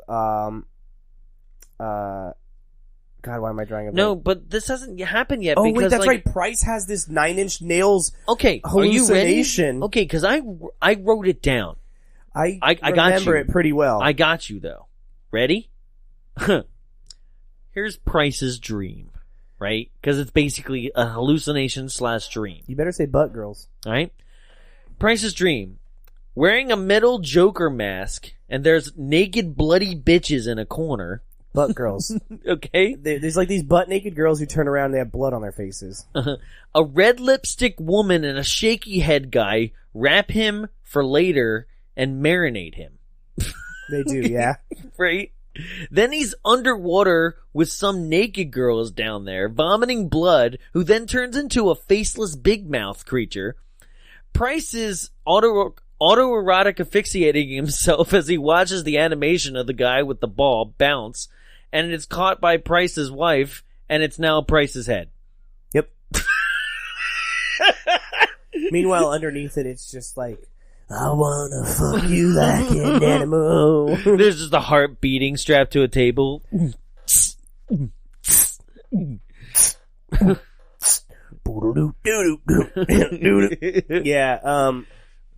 there is no you, there is only me. Oh, God, I actually do kind of like 9 Inch Nails. Yeah, oh yeah, hell yeah. Hell yeah. I had a 9 Inch Nails shirt when I was in 5th grade because my dad went and saw them because the Queens of the Stone Age opened for them, and I don't know why I wanted a Nine Inch Nails shirt so bad. I wore it to school. All it said was Nine Inch Nails, and my teacher was like, I don't think you should listen to them. I was like, I don't. I just like the shirt. So yes, this is when some straight up like necrophilia is about to happen, because Peter Gallagher goes to Evelyn and like starts feeling her body, and then injects her with something, and she's not actually dead. Right. Okay, so this is what's confusing to me. So, was she convulsing on that table, right? Or was she already injected with this stuff, and then, which puts her in a comatose, and then, what? Peter Gallagher actually shocked her to death? It's like what? It's Romeo and Juliet. She was pretending to be shocked, and then. But she can't pretend to be shocked if she, like, how would she go comatose, like, immediately once they turn it off? I don't know. Right? It doesn't make any sense. The only maybe thing she was shocked for real. That's what I mean. But not There's enough only one way. But not enough to die. And when they turn it off, she was like, dead. Pretend to be dead. or like as soon as they turn it off, she's like, and swallow the pill. Or something like, what? And swallow the pill. The assassination of Archduke Franz Ferdinand is over. but like, what? And then this is what I was talking about, the twist that you don't see coming because there's literally nothing that leads you to understand that it was going to happen, is her and Peter Gallagher are lovers. Right. And they've set up everything else that's happened. Right. Because the movie has led you to believe that everybody who attended the party was unknown. Except Peter Gallagher was. Right. Now, Price didn't know Peter Gallagher. Yes, because right. Why would he know his wife's mistress? But she did. So there was one person in the room that did know people, and so there was one lie, at least, that we can confirm. Yes. So she kisses him, mm-hmm. and she's like, now all we have to do is kill my husband. And he's like, well, how are you going to do that really with all these people here right now? They were supposed to be weeded out, is basically what he says at this point. Well, no, not kill my husband. Frame my husband. Frame my husband for my death. And right. Like, but how are we going to do that with no body? Right. It was basically, we want to frame my husband for a death. Not hers. Right? And, or thus my death as well. Yeah. Right? And then, which will cause another person to then take Price's life. Yes. Is what they want. Yes. And they're hoping that like, I think Peter Gallagher is like, my odds are on Ali Larter. Yeah. Yeah. And then it's like, I think the girl's got the spunk to do it. And he goes, but who's going to be the next body? And she's like, I have an idea, and fucking kills him. This is insane. I like this twist. I do too, because it's like nuts. Right? He's just like, oh, fuck, shit. She grabs like a scalpel off of the like I said table. In the countdown. Yeah. Scalpel, stab, bone saw, decapitation. Yeah. Because she stabs him, rips him open, and then you don't see her cut his head off. No. But they... Okay, so meanwhile, after this happens, Taye Diggs and Ali Larter stumble upon a book. And basically it has all of their last names in it. Yeah, and then she's like, oh my god, instant connection. Yeah. We're all related to the people who escaped. We're the ancestors of the 5 who survived. Which Taye Diggs has a great line at the end about this. I fucking love his line at the end. So, that part's so goddamn stupid. Yes, we're gonna get to it. All right. So, yeah.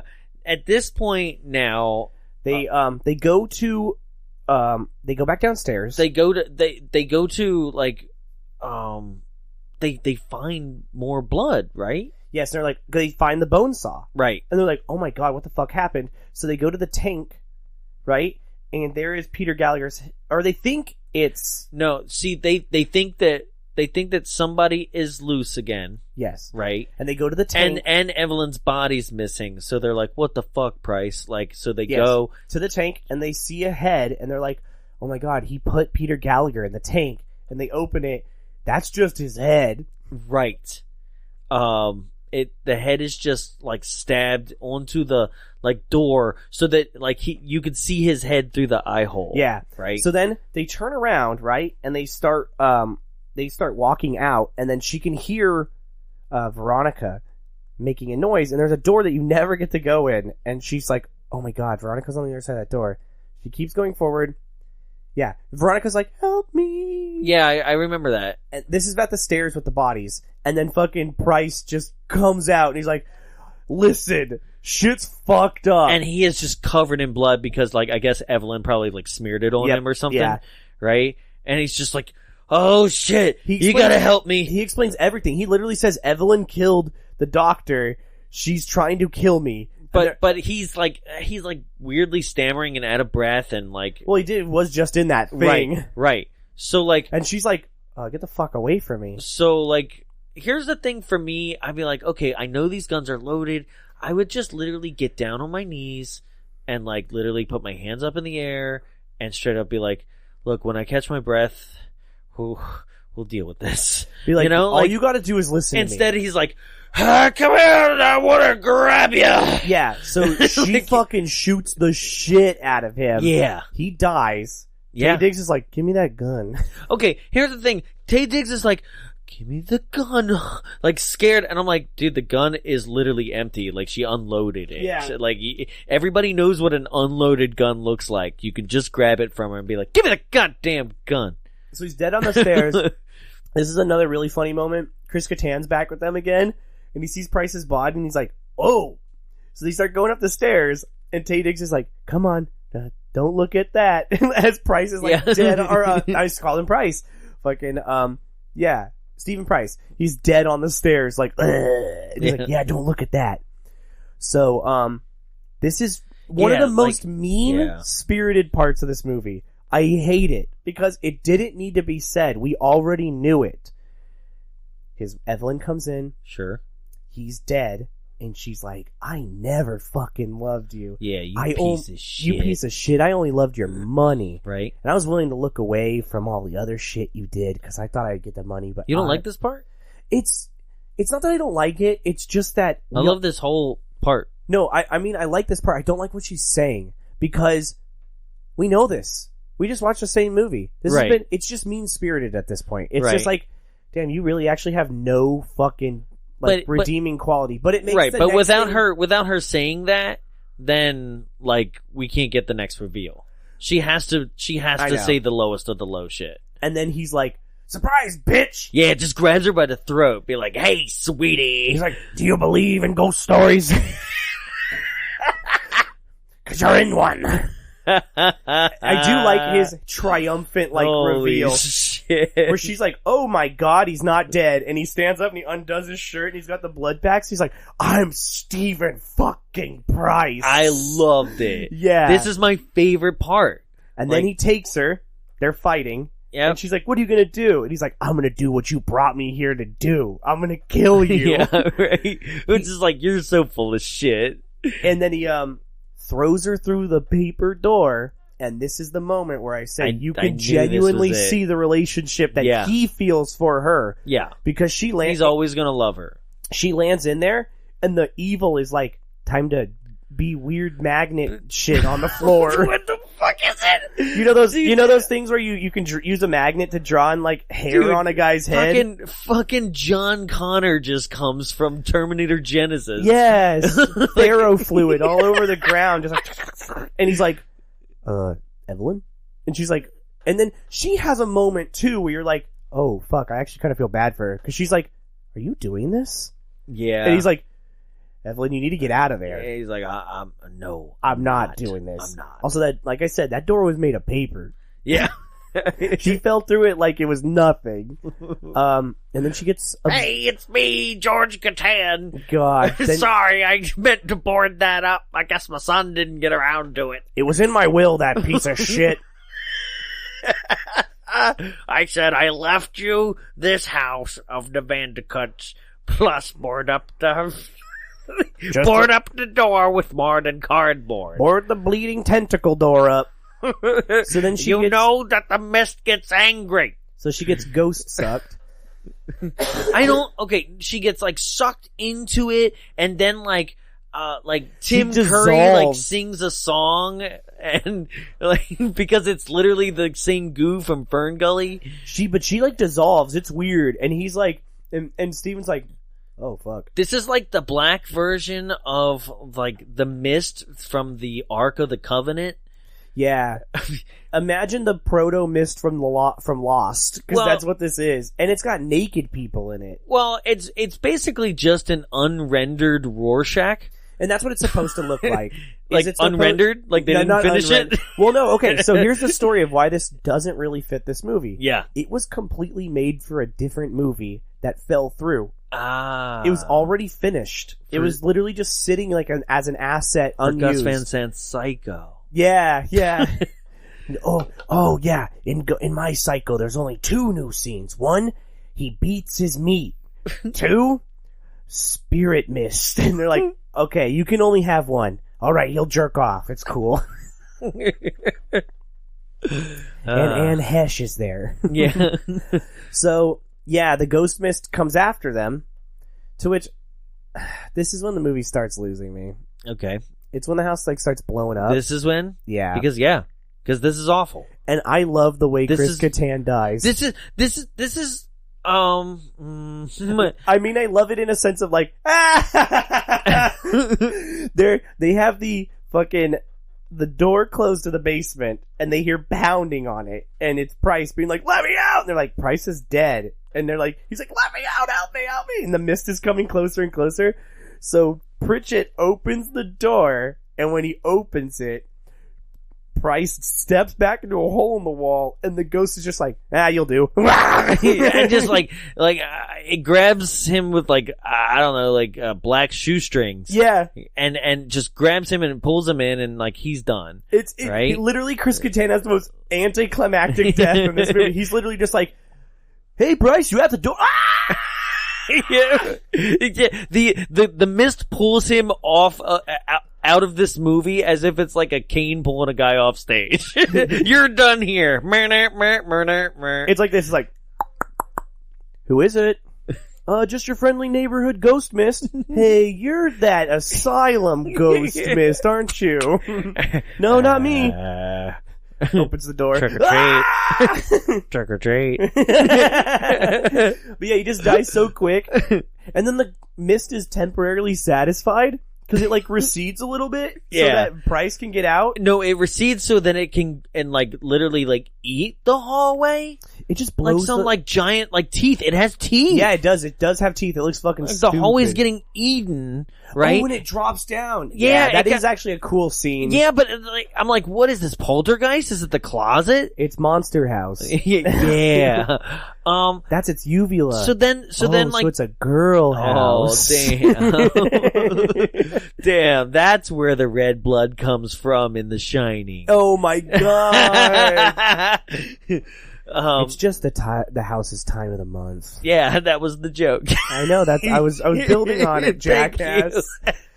So the house starts to just fucking explode. Yes. They run to the attic, And Price is like, the attic! That's where we forgot to look for the mechanism. and this scene is kind of funny Mm-hmm. because Price is trying to open the mechanism, and the hand, like the crank breaks, Right. and he basically just goes, "Oh, fucking great," and he just throws it over his shoulder. It hits something and activates the windows to start opening back yeah, up. And like he's the like, winches. "Oh, Because everything's on like pulley weights, Yeah. like basically like counterweights, like you would have in like theater drops. it is pig weights too." Right. Yeah. So they get up there. Price sacrifices himself Yeah, weirdly out of character. Yeah. I feel to get. like he's like go. So right? Ali Larter can escape. Right. She gets outside, and then right as Taye Diggs is about to But escape, like, here's the thing too, though. Like the Prices, like and Pritchett have nothing to do with this ghost and its vengeance, no. right? And Like not at all. so Where like do they fit into it? yeah, where did they fit in? And like and Price's death becomes so unceremonious, and like that's you're like, why did you sacrifice yourself? Like it becomes even less now that you think about it even a little more. Yeah, it is one of those things of like, well, you weren't on the thing, so you wouldn't have died. Right. But she died, so I guess it's indiscriminate. Sure. Because Taye Diggs' line later is funny. The door closes. He's about to get eaten by the ghost, but he goes, don't forget, like we're seeing like faces in the mist. yeah, and they're all too. like, "We're gonna get you," including like fresh new dead faces. Like Evelyn's like, Steven, Yeah. hey, right? You're just like, what? And then even Like, Steven... how do you die and immediately like, hi, I'm part of the mist. They let me in real easy. But even Taye Diggs, Steven's ghost is like, hey, bitch. He's like, yeah. So Steven says, because the door closed behind, or Taye Diggs, the door closed behind him. He's trapped. He's gonna die. And he says, I'm adopted! Yeah, okay, wait. Well, we didn't get there yet. Okay, so like they got Steven, right? And then Ali Larter gets up to the window and gets out the window first. Taye Diggs, That's what I said. She got out, and right, and it closed behind her. But how did it close behind her?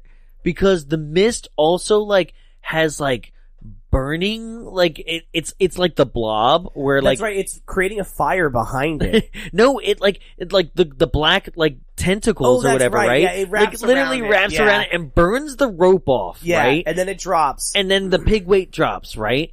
And so like, yeah. Where the faces come up to him and they're like, join us. Like all the faces. And you're like, I don't want to look at the faces. They're so dumb. Yeah, they look are. awful. This is the worst part of the movie. They look awful because I'm just like, what? This movie, up until this point, is just an inconsequential, not very good horror movie. Yeah. But the instant this mist showed up, it's like, that's going on the show. Yes. It is so bad. But he does say, I'm adopted! Yeah, To which, I'm adopted! let's just stop right here. Okay. Just silence for a second. Picture, if you will, the stupidest shit you can imagine.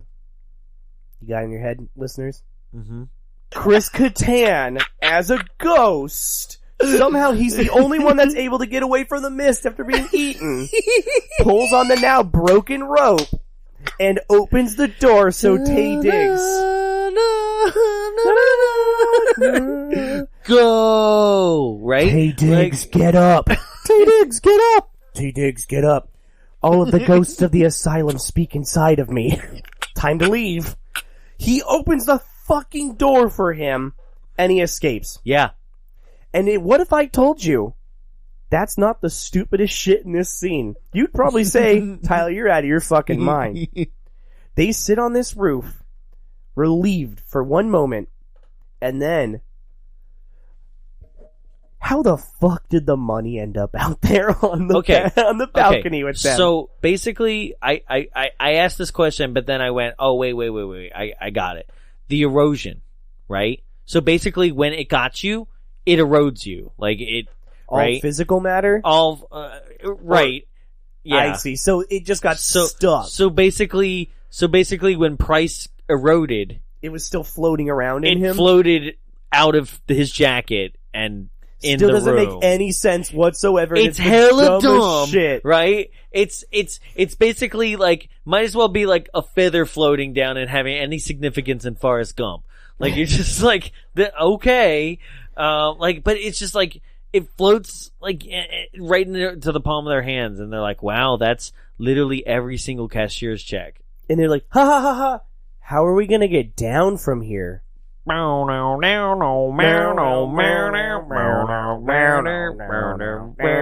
like, wait, no, don't pan out. I mean it. How the fuck? Sweet dreams. Okay, so made apparently I did read something like being like, eventually they did get down and then they went on to have 5 kids. Are you fucking kidding I think me? so. Like, maybe it's in, like, Return to House on Haunted Hill. They say Sandlot? it. I don't know. Maybe they say it in that. Squints and Wendy Peppercorn had 26 children together. They be fucking. Freeze frame. Oh. Nice. Fuck. Yep. Yeah, that's how this movie ends. Yeah. Just as weakly as it started.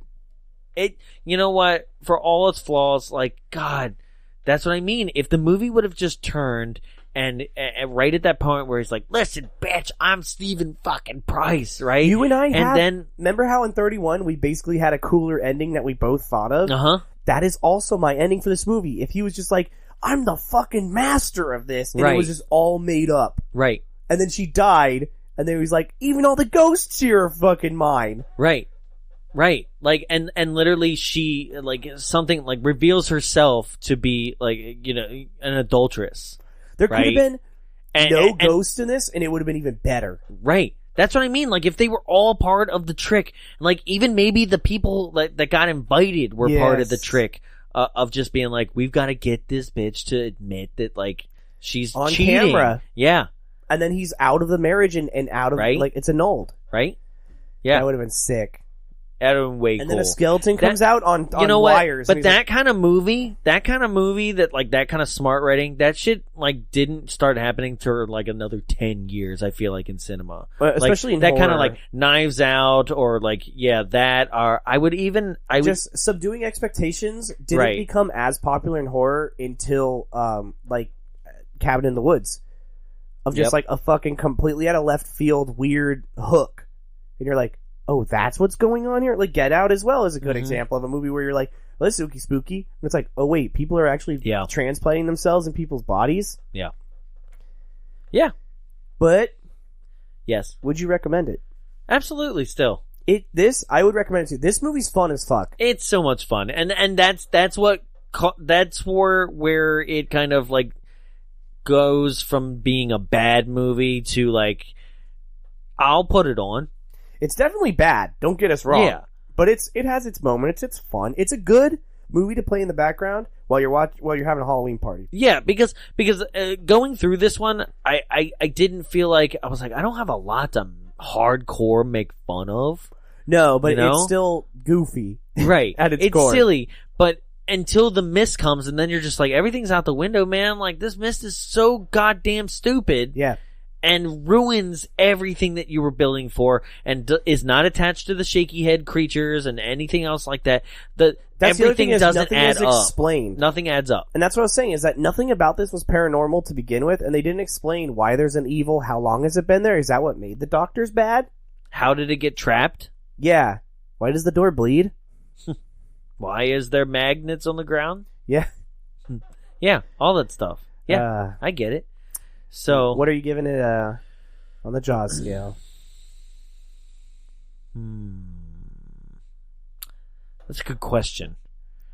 I think I know what I'm going to go with, and I think it's what you're teetering on.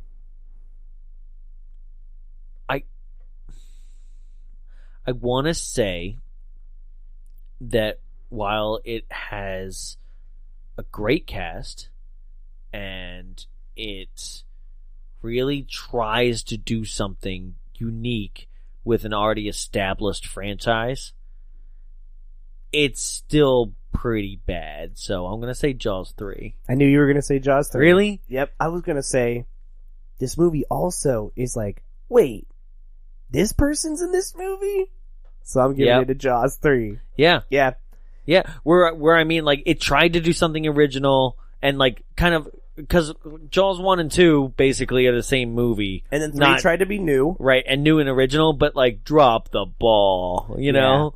Like, and that's what I feel like this is. It's not bad where it's just like, God, this is awful and, like, unbearable to watch, but it is bad in the, like, you dropped the ball, man. You're disappointing. Yep. You know? That's Jaws 3. That's how I always feel about Jaws 3. Yep. Disappointing. So, you've heard from us. Yeah. But now it's time to hear from some very important people. Okay. First up on that list is my beautiful wife. Yeah. Carly. And this is where we ask, what did Carly think? What did she think? Carly did not like this movie. Why?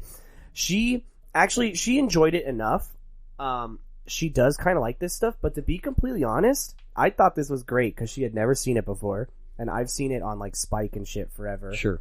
It actually kind of scared her. She was actually genuinely like, this is actually really kind of scary. Because the designs of all the monsters and, like, the creepy people, they're actually really kind of scary. Yeah, no, it is. There are some creepy visuals. But then she also was like, fuck Chris Kattan. Go back to Monkey Bone. Nice. She would say Monkey Bone. Yeah, I love that movie. Why is he top billed? I don't know. Because he's on the poster. For 15 minutes of the movie. Yeah. Yeah. I love that movie, though. God, that's weird. That's so weird. That whole movie is so weird. My parents wouldn't let me see when I was little. Because they found out Monkey Bone was a euphemism for boner. Really? Yeah. Okay. I didn't get that from the movie, but... They say it in the movie. I guess so. He says he gets nervous and he had to hide his monkey's bone. Damn it. Yeah. Whatever. Well, heard from Carly. You heard from us. Yep. but there's one more group of people who need to be heard, and boy are they loud. This is Gimme 5. These are 5 and 10 star reviews pulled from Amazon or IMDb. Jonathan pulled these for us since this is Tyler Tuesdays in January. Yeah, in January. So I have not seen these yet. Yeah, these ones are rough. Like everybody's just basically was praising this. Like, so enjoy. The last one is long, but I hope it's worth it by the end. I'm assuming I'm reading the ones that are centered. Yes, sir. Doesn't even crop them. What an asshole. Yeah, sorry about that. All right, this one comes from Nasri, November 19th, 2003, titled ? This remake is much, much better than the original. You're just wrong. And I must say, the actors and actresses were great. I love the gore too, but when I watched it on VCD, what the fuck is VCD? Video cassette disc? Yeah, maybe? I can't... Okay, I love the gore too, but when I watched it on VCD, I can't get the part when this roller coaster flew off the tracks, and suddenly the scene skips in the scene where there's this paralyzed guy? Huh? I forgot this one's funny. Yeah. This person thought they weren't dummies, they thought they were real people. I don't know. I think they're referring to when he's carrying the person and putting him on the ride. He thinks that's a paralyzed person. Still. Yes. Yeah, so like he's expecting the carnage of the first train to be real. And he thought they were just putting paralyzed people on the ride. It's a dummy. It's a crash test dummy. This person thought it was a roller coaster where you're like, I don't want to live anymore.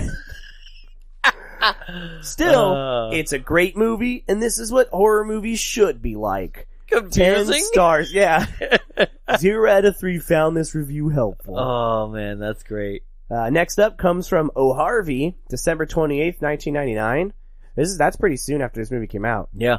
Scariest movie in a while. I'm a baby. This movie rocked. It was very loud, which added to the effect. It was interesting and freaky.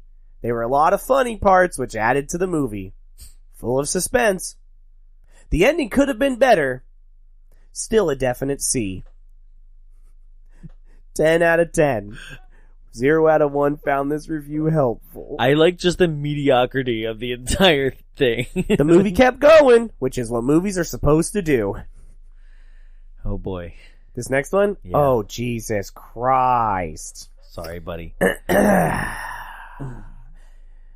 This next one comes to us from Jinglagings. Jinglagings. Yeah, November 19th, 2000. It's really not bad. A film that I'm sure horror fans will love and is good to watch on a late night.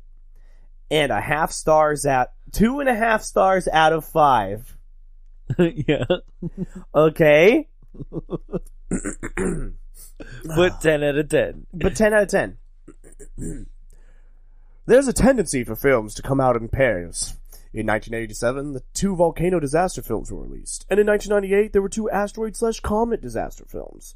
In 2000, it's 2 Mars movies. And last year, it was 2 haunted house films. On a side note, there were also 2 films about kids who could see dead people.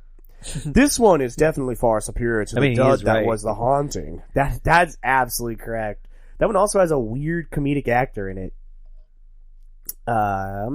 Yes, the script is rather trashy, and you don't give a damn about most of the characters, but it's also a creepy film that's far scarier than you think. Geoffrey Rush plays Vincent Price. Wrong. Yep. An amusement park owner who loves to scare people. He's also married to the young and beautiful Evelyn, Famke Janssen, whose birthday is coming up. Is that a note about her or a note about the character? It's the character. Both of them absolutely despise each other, and they even have plots to kill each other. Of course, if you're ever the fan of supposedly haunted houses, Evelyn wants her birthday in the abandoned Vannacut institution, which is believed to be haunted by the good doctor himself, along with all his psychotic patients. Invitations are sent, but different people, a total of 5, arrive, ranging from an ex-baseball player, Taye Diggs, to a woman posing as her boss, Ali Larter. They have no idea why they're there, but they're made an offer by price. They'll each receive $1 million if they can survive the night. Obviously, all with the exception of the caretaker, Chris Kattan, are intrigued. The caretaker tries to leave, but at night the building automatically closes down, shutting everyone inside for the night. Then the strange things start happening. People start to disappear, making everyone nervous and jumpy. Though Price believes it's one of them doing all of this, the others start to believe the place might actually be haunted. And it wants their souls too. Does it? No, I don't know what it wants. It wants to suck them. Suck on this! What did the ghost say that I'm right at the end? adopted! Suck on this! House on Haunted Hill doesn't have a hint of originality. What? What a left turn. Yep.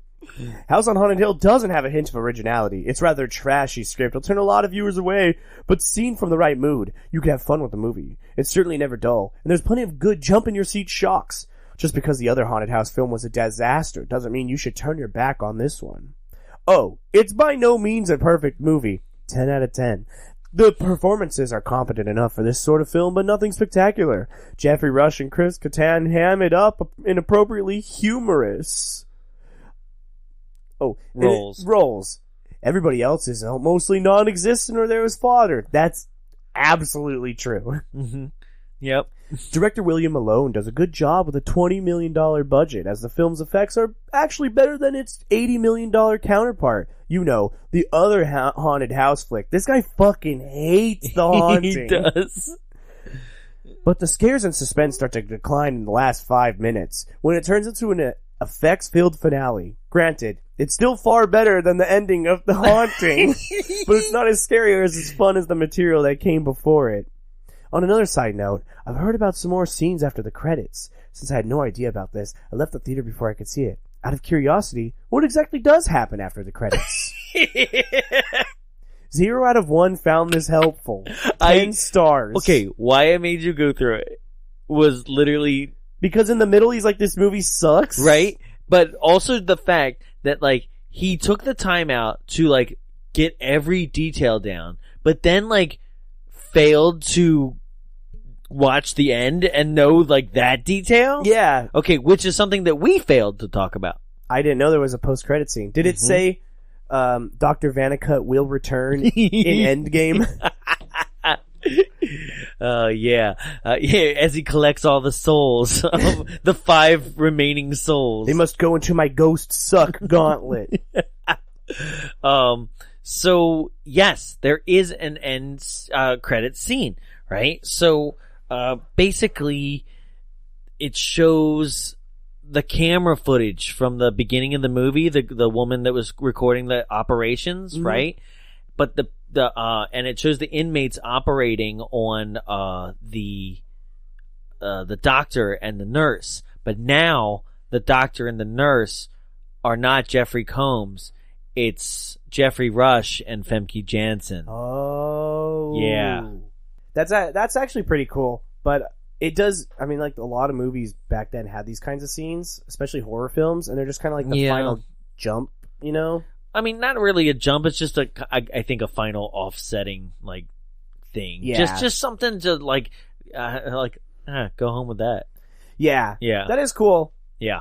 But yeah, that is 1999's House on Haunted Hill. I almost missed it.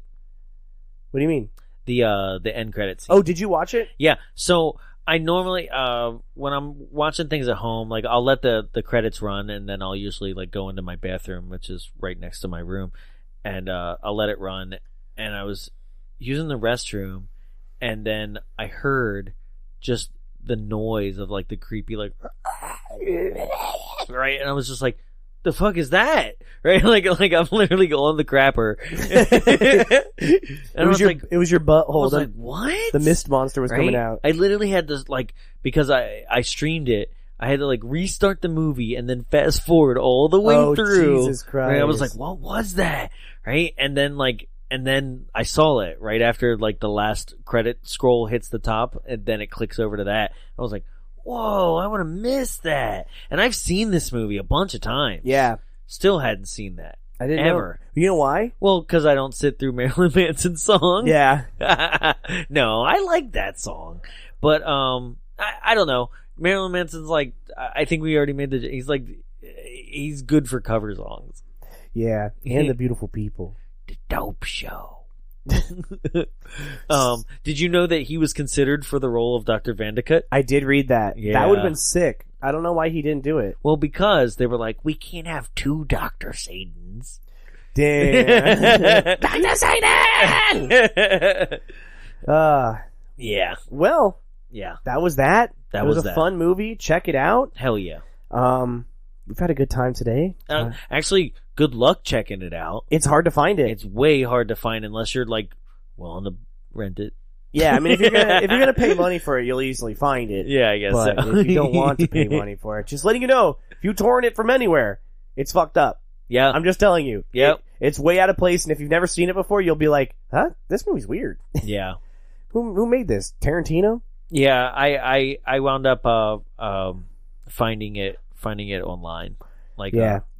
Or if you don't want to rent it, I'm sure it is in every Walmart in America's bargain bin. that's true. Yeah. Yeah. Oh, and actually, you know what? It's probably at your local 7-Eleven. I will literally drop that. It is $10 for the Blu-ray on Amazon with the sequel. Oh shit. Yes. We're gonna have to do the sequel soon. Oh, Jesus Christ. Speaking of sequels, man, like we got a lot of stuff coming up next month. You know? Yeah. So there's a lot of sequels that I know that we have to do. So I'm very, very interested to like explore them. Things that like it's just like, guess what? Here comes Leprechaun 3. You know, like when it finally gets fun again. right. There's one that I did with Jared that I still haven't been able to do the sequel. Is like Escape from the Bronx, which is 1990 The Bronx Warrior sequel. Oh shit. You know, like there's some really cool sequels that I'm like, here we go. And then there's some bad sequels like this one. I know. Yeah. So we'll get there eventually. Yeah. Speaking of sequels, don't forget, January 25th, 7 p.m. at the Frida Cinema. Same bat time, same bat place. Join us for Texas Chainsaw Massacre Part 2. Get those tickets. As usual, if you're new to our show and you've never been to a live show, we show the film and then we rag on it after, just like our show is now. And you can get those tickets on our link tree, linktr.ee/bombsawayshow. It's really cool when you guys buy tickets through there because then we kind of get a gauge of how many people are going to be there. But you can also buy tickets here at the Frida if you want. Be there, see the movie. We also announce what the next movie is going to be that we're going to do in February. You're gonna lose your fucking mind. I think you guys are going to like it. You're gonna Yes. get blown away. And if you're at the show then and you buy your ticket, then we discount the tickets that night. Also, So- it's my birthday party. Just putting it out there right now. The February show. Not trying to guilt trip people, but like literally, I'm turning it into a full blown birthday party. So come celebrate my birthday party with me. It's also Carly's birthday, but she won't be there. Yeah. But yes. Yeah, February 29th is what that show will be. I'm not going to announce it right now. Just letting you know. Put it in your calendars right now. Don't say Jonathan didn't tell you ahead of time. If you're listening to this and you're local, I hope to see you there. I would love to see you guys there. Like, wow, what a amazing birthday party that would be. Hell yeah. Hell So the link for that again is linktr.ee/bombsawayshow. You can find our t-shirts, our social media, all that bullshit on there. You got anything else you want to plug? Nope. Well, ladies and gentlemen, that about does it for us. Had a good time. I'm Tyler. I think. He's got something to say. I do. Like, I link TR, for all that, but like the main source, like at Bombs Away Show. At like, Bombs Away Show for everything. That's the easiest thing to remember. Like, if you're literally just turning this off after you listen to us, and then like need to hit something real quick, get there, and then you'll see our link tree on our Instagram. Yes, without a doubt. Yeah. Okay, at Bombs Away Show. Yeah. Yeah. Well, for Bombs Away, I'm Tyler. I'm Jonathan. Give me my goddamn money! Goddamn it! Funky old show, ain't it?